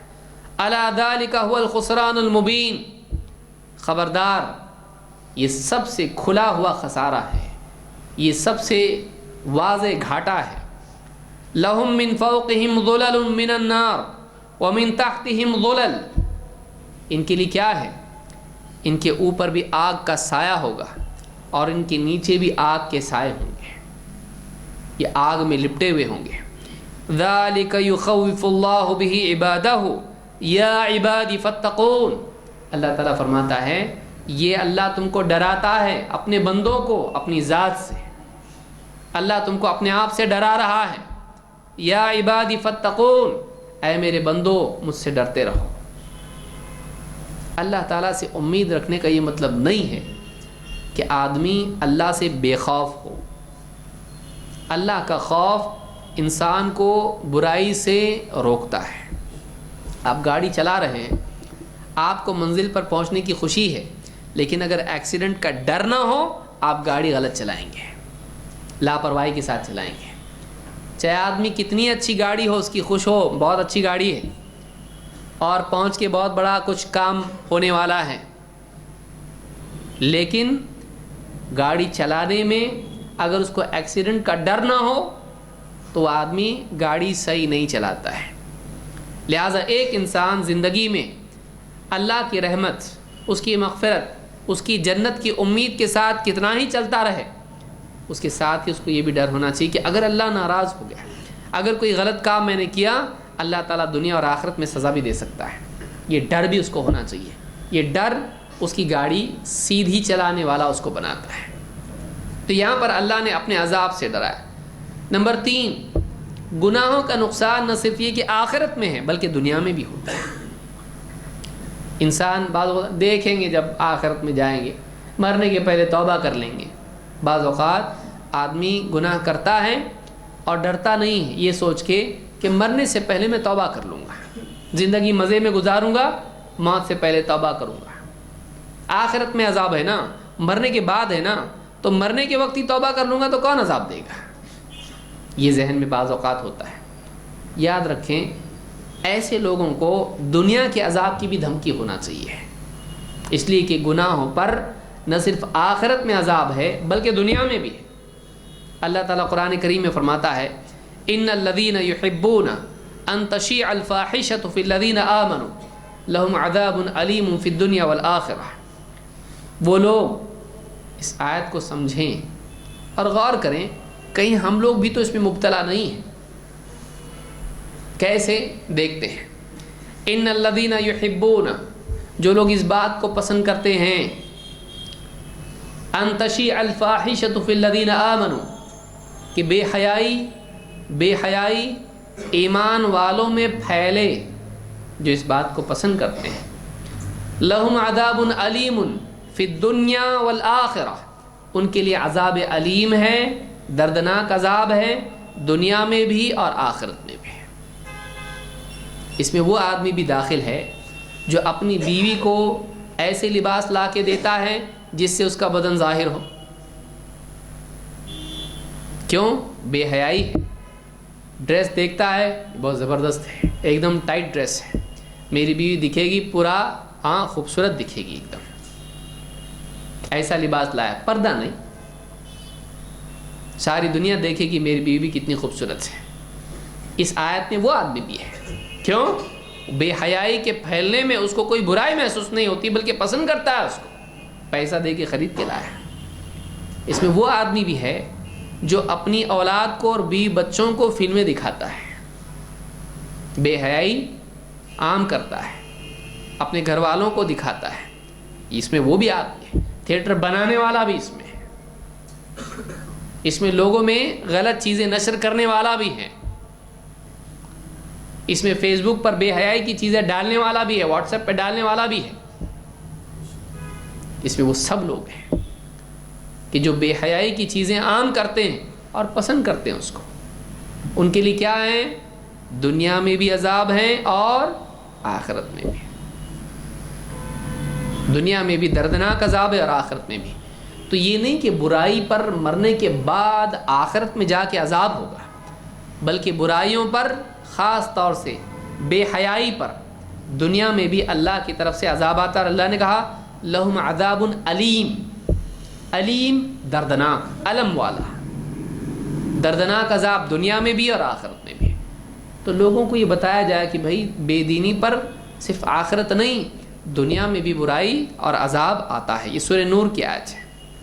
اور ایک حدیث سنیے، اللہ کے نبی صلی اللہ علیہ وسلم کے صحابی عبداللہ ابن عمر رضی اللہ عنہ فرماتے ہیں اقبل علینا رسول اللہ صلی اللہ علیہ وسلم، اللہ کے رسول صلی اللہ علیہ وسلم ہماری طرف متوجہ ہوئے، وقال یا معشر المہاجرین، کہا اے مہاجروں کے قبیلے یا مہاجروں کے معاشرے کے لوگوں، اے مہاجروں، خمس اذا ابتلیتم بہن واعوذ باللہ ان تدرکوہن، اس حدیث کو دھیان سے سنیں، کہا 5 چیزیں ہیں، اور جب ان 5 چیزوں میں تم مبتلا ہو جاؤ گے، اور کہا کہ میں اللہ کی پناہ چاہتا ہوں کہ تم اس میں مبتلا ہو، اللہ بچائے تم کو اس سے۔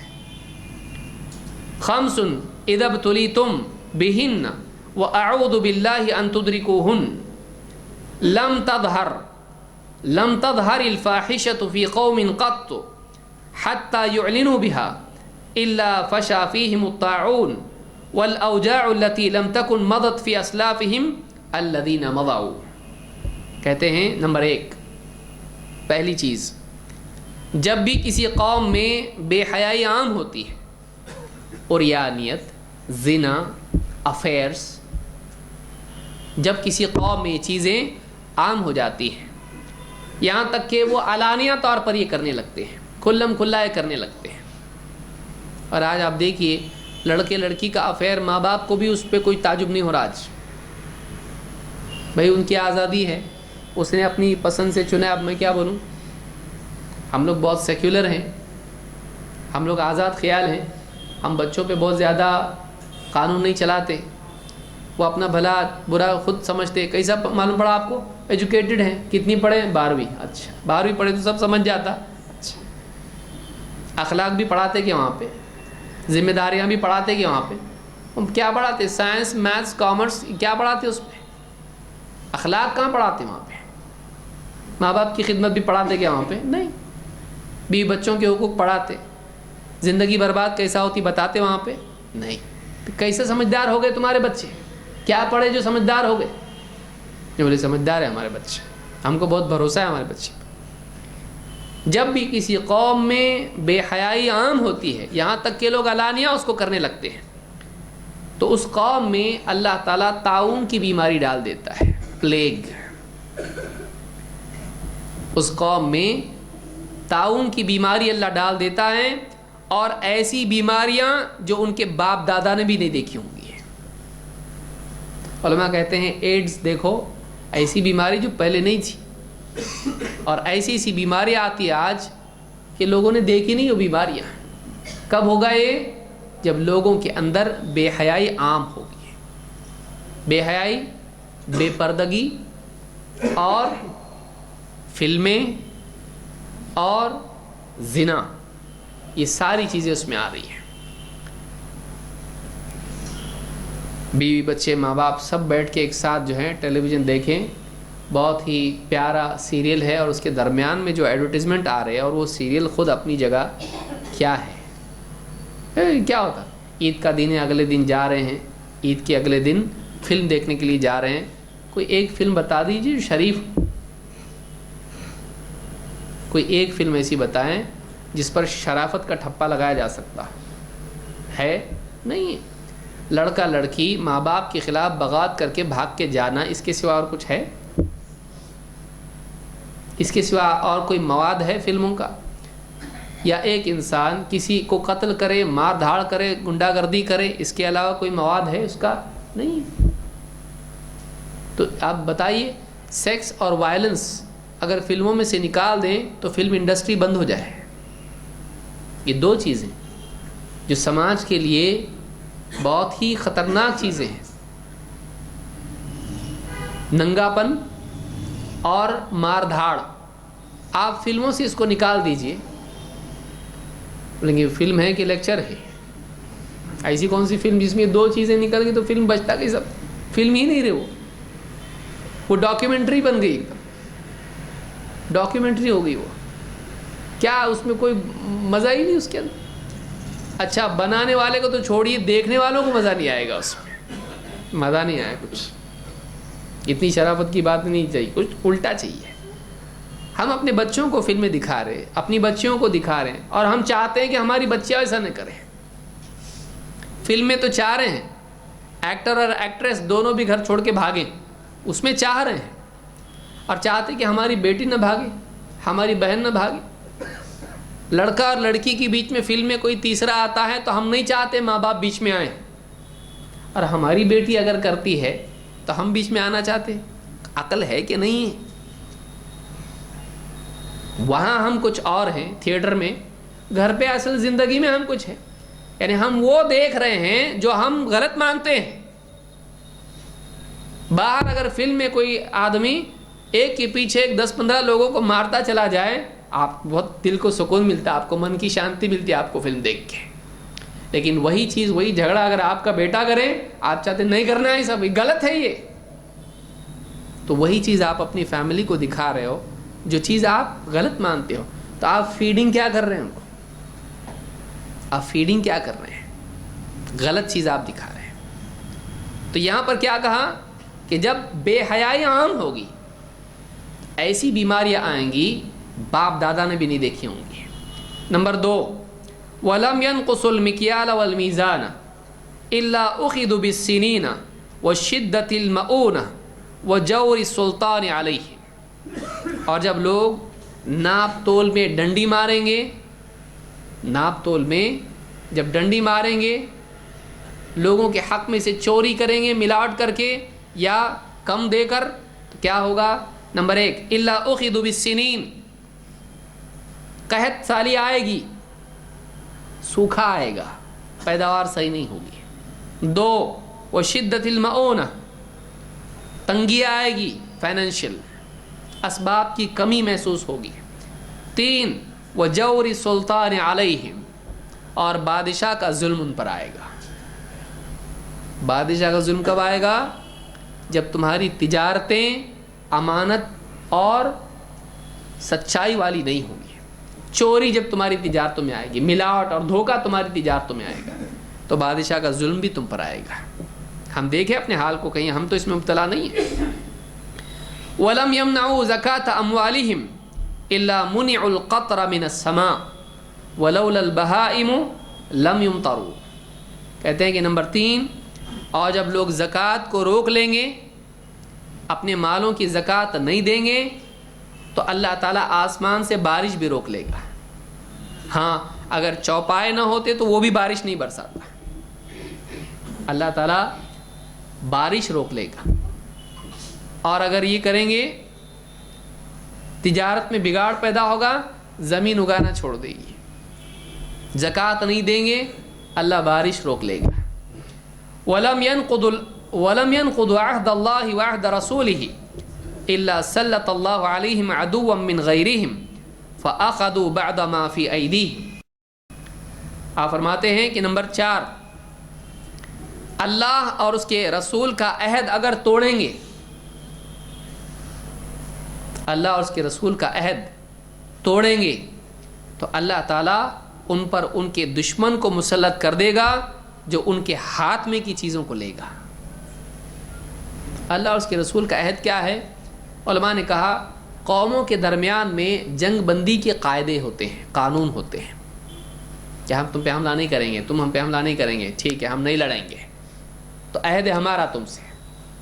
اب یہ عہد کرنے کے بعد اگر پھر ان سے دھوکے بازی دغا بازی کرتے ہیں, تو پھر اللہ تعالیٰ دشمن کو مسلط کر دے گا جو ان سے ان کے ہاتھ میں کی چیز چھین کے لے گا. یا پھر بندوں کا جو اللہ سے عہد ہے, رسول سے عہد ہے, دینداری کا.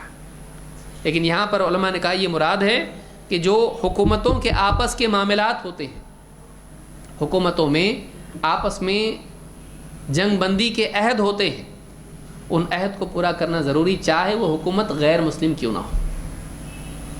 اسی لیے جو یہ اساسینیشن اور اسی طرح سے جو لوگوں کو ابڈکٹ کر کے لے جانا, رپورٹروں کو اور فلانوں کو جائز نہیں ہے. وہ امان میں مسلمان حکومت کی داخل ہوتا ہے, اور اس کو اگر کوئی آدمی اٹھا کے لے جاتا ہے اور اس کو مارتا ہے یا اس کے ذریعے سے کچھ تکلیف دیتا ہے, اس کو اس کی قوم سے کچھ مطالبے کرتا ہے, صحیح نہیں ہے. کیوں؟ اس لیے کہ وہ اسلامی ملک میں داخل ہوا ہے, ڈاکیومنٹ سائن کر کے, اور امان میں آیا ہے.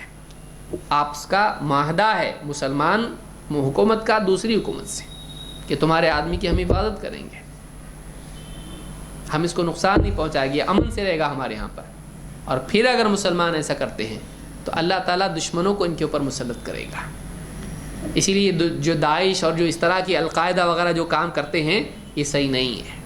ادھر سے اس کو پکڑ کے اٹھا لیا, اس کو اٹھا لیا, کیسے صحیح ہو سکتا ہے؟ اسلامی حکومتوں میں سے اس طرح سے اٹھانا یہ صحیح نہیں ہے. اور جن حکومتوں سے معاہدے ہیں ان معاہدوں کو توڑا نہیں جا سکتا ہے، چاہے وہ غیر مسلم حکومت ہو۔ حکومت سے جو معاہدہ ہوتا ہے تو وہ معاہدہ توڑا جا سکتا ہے نہیں۔ اگر توڑیں گے کہا کہ اللہ تعالیٰ دشمنوں کو تم پر مسلط کرے گا۔ تو بڑی وجہ یہ ہے معاہدے توڑنا۔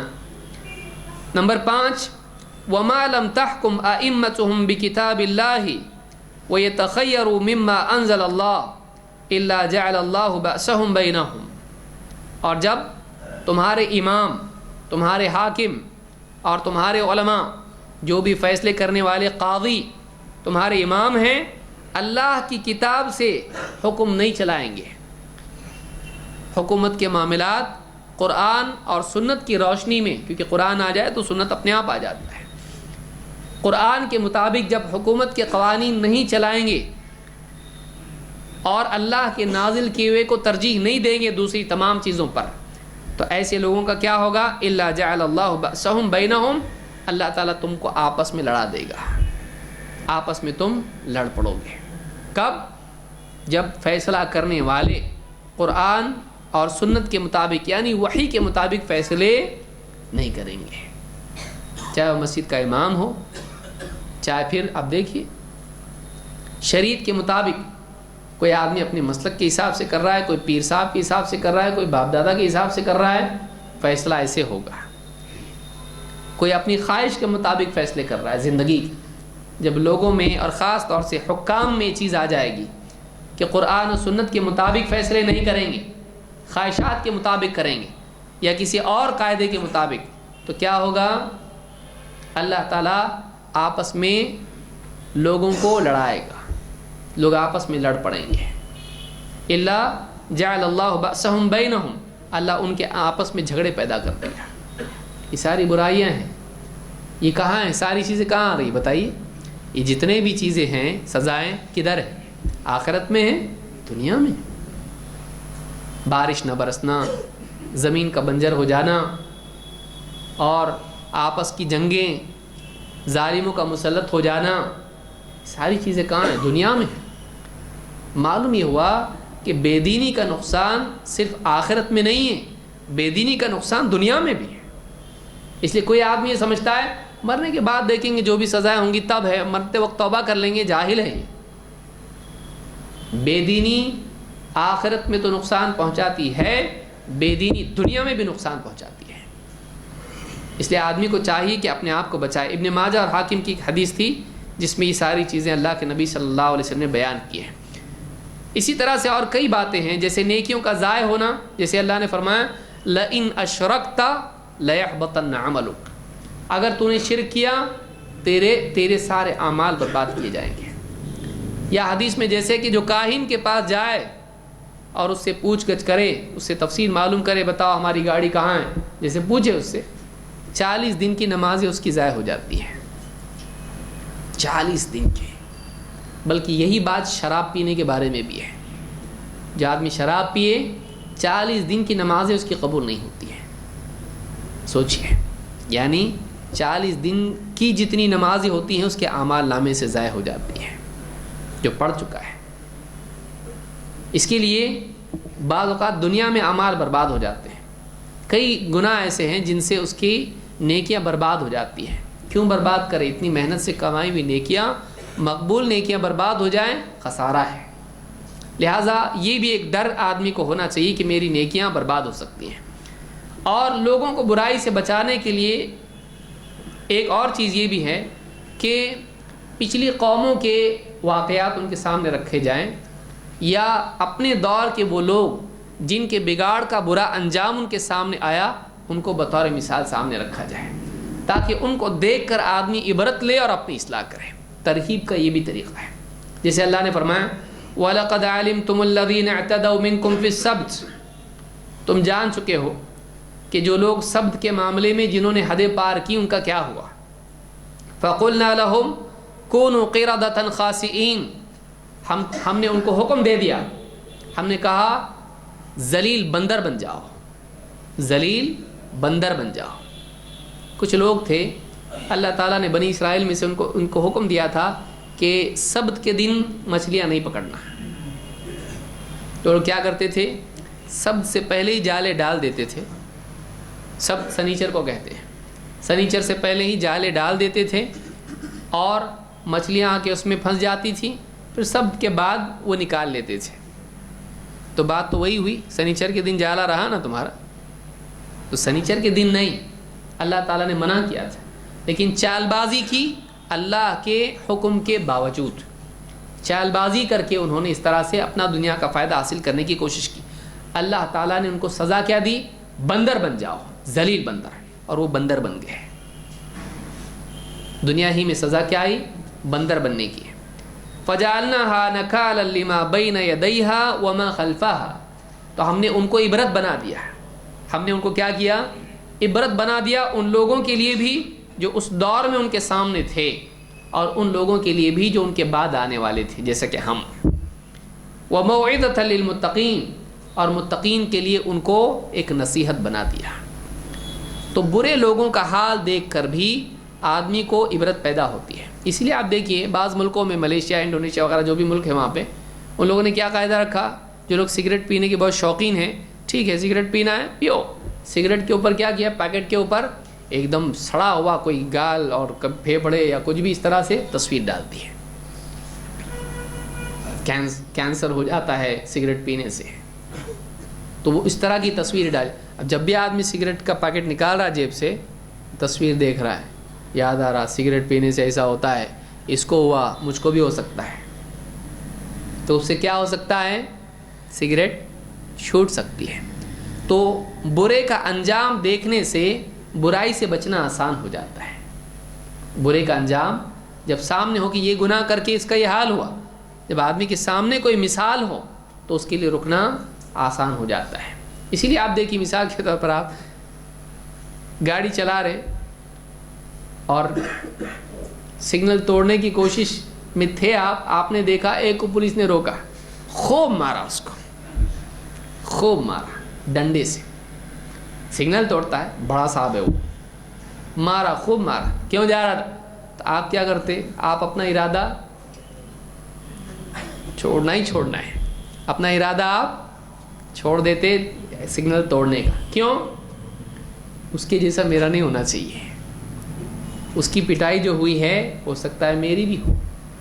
لہٰذا ایک آدمی دوسروں کے برے حال کو دیکھ کر اس سے عبرت لیتا ہے. تو آپ اگر کسی کی اصلاح کرنا چاہتے ہیں تو آپ اس کے سامنے ایسے لوگوں کا حال رکھیں، تو یہ بھی اس کے لیے عبرت بنتا ہے اور وہ آدمی اس برائی سے رکتا ہے. جیسے اللہ نے فرعون کے بارے میں کہا فحشر فنادى فقال انا ربكم الاعلى. فرعون نے سب کو جمع کیا اور ندا لگائی، کہا میں تمہارا سب سے بڑا رب ہوں. فقال انا ربكم الاعلى. اللہ فرماتا ہے فاخذه الله نكال الاخرة والاولى. اللہ نے اس کو پکڑا اور اس کو دوسروں کے لیے عبرت بنایا. نکال الآخرۃ والاولی، اس پہلی اور اس سے پچھلی غلطی پر. ایک تو اپنے کو رب کہتا تھا جیسا یہ قول ہے، اور اس سے پہلے ہے وما لکم من الہ غیری، کہتا تھا میرے سوا تمہارا کوئی معبود نہیں. تو وہ غلطی اور یہ غلطی، ان دو غلطیوں پر اللہ نے اس کو پکڑا. فأخذہ اللہ نکال الآخرۃ والاولی ان فی ذلک لعبرۃ لمن یخشی. اس میں عبرت ہے، اس میں نصیحت ہے اس آدمی کے لیے جس کے دل میں کچھ ڈر ہے. اگر ڈر ہے تو دیکھے گا اس کا ایسا ہوا، اگر میں نے ایسا کیا تو میرا بھی ایسا ہوگا، تو وہ آدمی کیا کرے گا، برائی سے بچے گا. تو عبرت کا طریقہ بھی لوگوں کی اصلاح کا ایک طریقہ ہے. تو یہ ترغیب کا طریقہ ہے کہ لوگوں کے سامنے اللہ کا غضب، اس کی لعنت اور دنیا میں عذاب، دنیا میں اس کا برا انجام، پھر بروں کی برائی کے نتیجے دنیا میں اس کے سامنے بیان کیے جائیں، بتایا جائے اعمال کون سے اعمال سے برباد ہو جاتے ہیں. تو یہ ساری چیزیں بتائی جائیں تاکہ ایک آدمی، جہنم کے حالات اس کے سامنے رکھے جائیں، جہنم کا عذاب اس کے سامنے بیان کیا جائے، تو دل میں ڈر پیدا ہوتا ہے. اور اگر ایمان دل میں ہے آدمی رکے گا. لیکن ہم لوگ کیا کرتے ہیں، ہم احکام بیان کرتے ہیں لیکن ہم احکام کی فضیلت بیان نہیں کرتے ہیں. نیکیوں کی فضیلت کیا ہے، بار بار بیان ہونا چاہیے. پیسے کی فضیلت بیان کرنے کی ضرورت ہے کسی کو بیان کرنے کی ضرورت نہیں ہے. اگر کوئی آدمی بٹھا کے پیسے کی اہمیت بتائے, بولے سب ٹھیک ہے, پیسہ کہاں ہے, لوگ بولے وہ ہم کو معلوم ہے.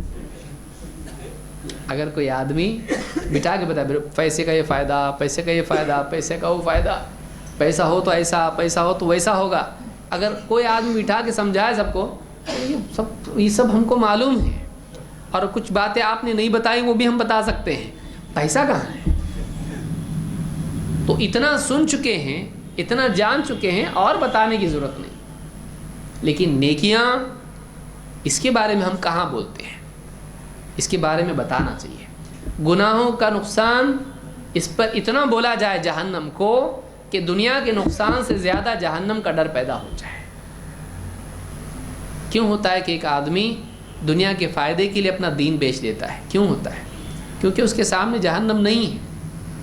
اس کے سامنے جہنم نہیں, اگر اس کی نگاہ میں جہنم ہوتی تو نہیں کرتا ایسا. لہٰذا یہ چیز بہت اہم ہے, اور اس میں ہونا ہی چاہیے کہ ترغیب اور ترہیب دونوں کو جمع کیا جائے تاکہ بیلنس ہو. قرآن کریم میں اللہ نے کیا فرمایا؟ نبئ عبادی انی انا الغفور الرحیم. اے نبی میرے بندوں کو بتلاؤ کہ میں غفور الرحیم. لیکن فوراً کیا کہا؟ وَأَنَّ عَذَابِي هُوَ الْعَذَابُ الْأَلِيمُ, اور میرا عذاب بڑا دردناک عذاب ہے. 2 آیتیں لگاتار, ایک آیت میں بتلایا میں غفور الرحیم ہوں, دوسری آیت میں بتلایا کہ میرا عذاب بھی بڑا دردناک ہے. یعنی ایسا نہیں ہے کہ صرف تم رحمت کی امید کرتے رہ جاؤ, نہیں, ایک طرف رحمت کی امید بھی ہونا چاہیے اور دوسری طرف اللہ کے عذاب کا خوف بھی ہونا چاہیے. ان دونوں چیزوں کو جمع کرنا چاہیے. جیسے فرمایا ان الابرار لفی نعیم, یقیناً نیک لوگ, ابرار, یہ نعمتوں میں ہوں گے جنت کی. لیکن دوسری جگہ فوراً کہا اس کے بعد وَإِنَّ الْأَبْرَارَ لَفِي جَحِيمٍ وَإِنَّ الْفُجَّارَ لَفِي جَحِيمٍ. ابرار کہاں ہوں گے؟ نعیم میں. لیکن فجار کہاں ہوں گے؟ وَإِنَّ الْفُجَّارَ لَفِي جہیم. فجار گناہگار جہیم میں ہوں گے, جہنم کی آگ میں. یہ بھی بتایا, وہ بھی بتایا. اس طرح سے کئی آیتیں آپ دیکھیں, جیسے اللہ نے فرمایا بلا من کسب سیئۃ واحاطت به خطیئته فاولئک اصحاب النار هم فیها خالدون. یقیناً وہ انسان جس نے برائی کی اور اس کی برائی نے اس کو گھیر لیا, اس کی برائی نے اس کا احاطہ کر دیا. ایسے لوگ احاطہ کر لیا یعنی اس نے توبہ نہیں کی اور وہ شرک اس کے گلے میں پھنس گیا اور شرک سے نجات اس نے نہیں پائی.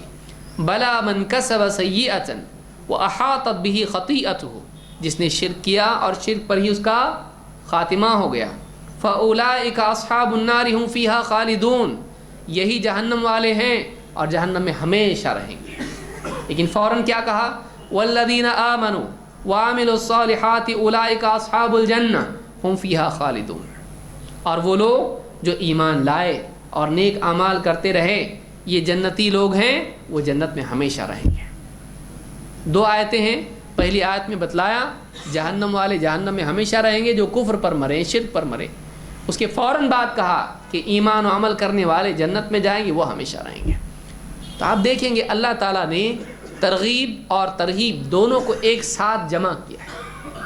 کیوں؟ آدمی کو امید بھی رہے اور ڈر بھی رہے.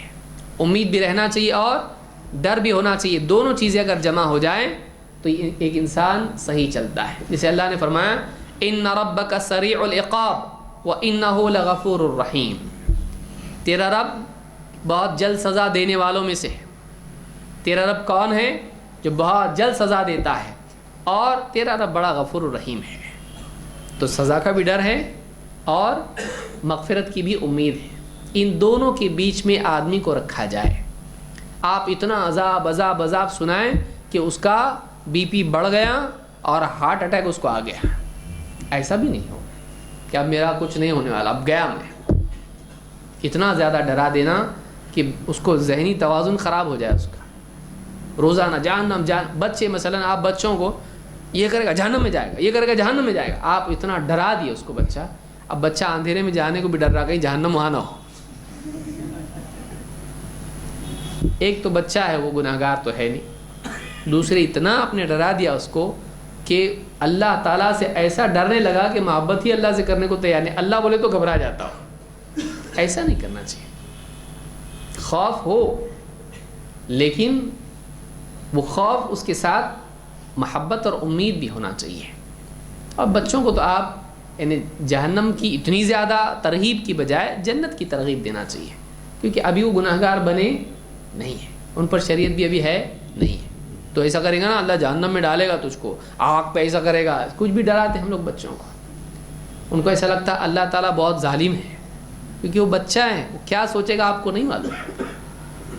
اور پھر آپ بتا رہے کہ اللہ بہت رحیم ہے، وہ کیسا رحیم ہے، جہنم میں ڈال رہے ہیں، تو وہ نہیں سمجھ پائے گا کہ جہنم میں وہی جائے گا جو جہنم کے لائق ہے، وہ آگ میں جانے لائق ہی ہوگا تبھی جائے گا وہ۔ لیکن ایک بچے کو آپ ایسے انداز میں بتائیں جس سے وہ اللہ سے مایوس نہ ہو، اللہ کے بارے میں اس کا تصور ہی غلط نہ ہو جائے۔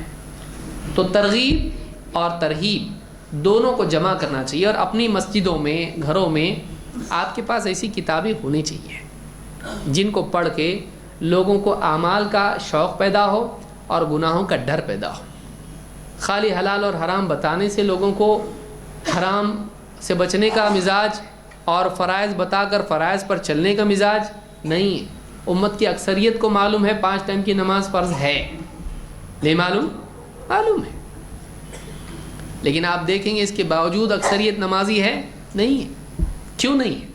فرضیت نہیں معلوم؟ معلوم ہے، اذان سنتا ہے بھائی، بھول جاتا نہیں، اذان ہے، سب جانتے ہیں۔ عید کے دن بغیر اذان کے آتا ہے نا، معلوم ہے نماز ہے، لیکن اتنی اہمیت دل میں نہیں بیٹھی ہے، اتنا اندر سے رغبت نماز کی پیدا نہیں ہوئی کہ نماز نہیں چھوڑ سکتا میں۔ تو یہ جو چیز ہے، آج دیکھیے کسی آدمی سے آپ کہیں واٹس ایپ چھوڑ دیں، واٹس ایپ چھوڑ دیں، چھوڑے گا؟ واٹس ایپ نہیں چھوڑتا۔ لوگ نے مرڈر بھی کیے اس کی وجہ سے، موبائل فون نہیں دی ماں نے تو مار ڈالا ماں کو، ایسے بھی بچے ہیں، ایسے کیسز بھی ہیں۔ آج ایسا حال ہو گیا لوگ خودکشی کر لیں گے اگر واٹس ایپ چھین لیا ان سے، تو زہر کھا لے گی بیٹی، پھانسی لے گا بیٹا، یا مار ڈالے گا ماں باپ کو، کچھ بھی کرے گا، بول نہیں سکتی۔ یہ جو ایڈکشن ہے، آپ سوچیے نماز کے لیے کیوں نہیں ایسا؟ کتنا ہاں نماز نہیں چھوڑیں گے بے چین ہو جائے کوئی انسان، ہے ایسا؟ حال کیا ہے؟ ماں باپ اگر بولیں جوان بچے کو بیٹا آج نماز کو مت جا، نہیں ٹھیک ہے کوئی بات نہیں، واپس ہی روم میں، یہ حال ہے۔ شوہر بیوی کو بول دے نماز مت پڑھ، بیوی شوہر کو بولے مت جاؤ آج کے دن نماز کو، کتنے فرما بردار ہو جاتے ہیں۔ ان کے بھی حقوق ہیں، ہاں دین پہ ویسا کیوں نہیں؟ کیوں؟ اس کی ترغیب اتنی نہیں ہے، اس کی ترغیب اتنی نہیں، اور اس کے وبال سے اتنا ڈرایا نہیں گیا۔ تو یہ ہمارے گھروں میں ہم کو چاہیے کہ ہم گھر والوں کو پڑھ کے سنائیں۔ ریاض الصالحین ہے، الترغیب والترہیب ہے، ابھی تو الترغیب والترہیب چھپی بھی ہے، امام المنذری کی جو کتاب ہے 5 جلدوں میں، 5 جلدوں میں 5 والیومز میں ہے، جس میں نیکیوں کی فضیلت اور گناہوں کا وبال اس کو بیان کیا گیا 5 جلدوں میں۔ اس میں سے 3 جلدیں صحیح ہیں اور 2 ضعیف ہیں۔ تو شیخ الالبانی نے جو ہے 3 جلدیں اس میں صحیح کی جمع کی ہیں، آدمی وہ پڑھ سکتا ہے، ترجمہ بھی اس کا ہو چکا ہے جہاں تک میں جان رہا ہوں۔ اسی طرح سے ریاض الصالحین ہے، وہ پڑھیں آپ، اس میں بھی نیکیوں کی فضیلت ہے۔ گھر میں روزانہ بچوں کو لے کے بیٹھیے، روزانہ کا مطلب روزانہ، روزانہ لے کے بیٹھیے، اور ان کو لے کے ایسی بات، اب ان کو یہ بیوی شوہر کے حقوق مت بتائیے، ان کے حساب سے ایسی بھی کتابوں کی ضرورت ہے۔ سوچیے اب کہ ایسی کتاب جس میں وہ باتیں نہ آئیں جو بچوں کے لیے مناسب نہیں ہیں، جو بیوی شوہر والی معاملات کی ہیں، جو بڑوں کے لیے ہیں، تو بچوں کو پڑھانے کے لیے ترغیب و ترہیب کی ایسی کتابیں ہوں جس میں انہی کے لیے مواد ہو، قرآن کی آیتیں، حدیثیں، اور ایسی کتابیں جو بڑے بھی پڑھیں بیٹھ کے، بیوی شوہر بیٹھیں، کبھی بیوی پڑھے کبھی شوہر پڑھے، اور یہ سنیں وہ کبھی وہ سنیں، یہ ہونا چاہیے۔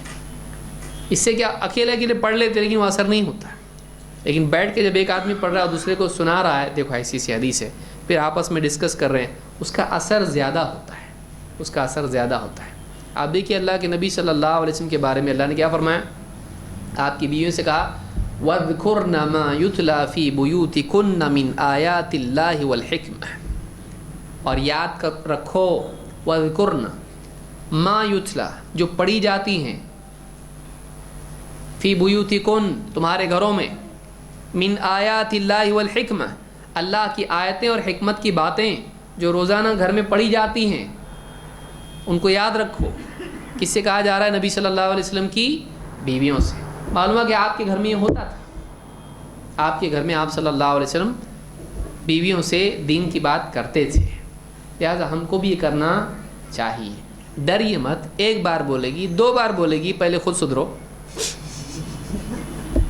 ایک دو بار بولے گی، بولتے بولتے تھکے گی کہ نہیں تھکے گی؟ آدمی کیا کرتا ہے؟ ڈرتا ہے، میں صحیح نہیں، اس کو کہا سمجھاؤ، اس سے زیادہ غلط تو میں ہوں۔ اور اگر جا کے بولوں گا آج سے اپنے کو حدیث پڑھنا ہے تو یہ بولیں گے ہاں 100 چوہے کھا کے بلی آج کو چلی۔ ہاں، بلکہ بعض اوقات بھی تو یہ پوچھ سکتی ہے طبیعت تو ٹھیک ہے نا؟ کیا ہوا؟ کچھ آفس میں ٹینشن تو نہیں ہوا ایک دم دیندار اچانک؟ کچھ برا تو نہیں ہوا نا ایک دم دیندار بننے؟ کیونکہ آدمی دیندار کب بنتا؟ جب کچھ تو بہت برا ہو جاتا ہے، حادثہ زندگی میں ہوتا ہے، کچھ ٹینشن کی چیز آ جاتی، تب جا کے دیندار بنتا ہے۔ بیٹھیے گھر میں، بیوی کو لیجیے، بچوں کو لیجیے، دین کی بات کیجیے ان میں۔ آپ کو نہیں آتا بیان کرنا، کوئی غم کی بات نہیں ہے، آپ کوئی اچھی کتاب لیجیے اور ایک پیج اس کا پڑھ کے سناؤ۔ نہیں سنا سکتے؟ اتنا بھی نہیں کر سکتے؟ آپ گھنٹوں فلمیں دیکھ سکتے گھر والوں کے ساتھ، لمبے لمبے ٹی وی سیریل دیکھ سکتے آپ ان کے ساتھ میں، آپ ان کے ساتھ دین کی مجلس میں بیٹھ کے بات نہیں کر سکتے؟ شرم کی بات ہے۔ اللہ تعالی ہم سب کو سمجھ عطا فرمائے۔ اور یہ بہت بنیادی نقطہ ہے جس کو یاد رکھنا ضروری، انسان کی اصلاح میں ترغیب اور ترہیب کی بہت اہمیت ہے، اس کے بغیر بہت کم لوگ عمل پر آتے ہیں، اس کا صحیح استعمال کرنا سمجھداری ہے۔ اللہ تعالی ہم سب کو عمل کی توفیق عطا فرمائے۔ اقول هذا استغفر الله لي ولكم۔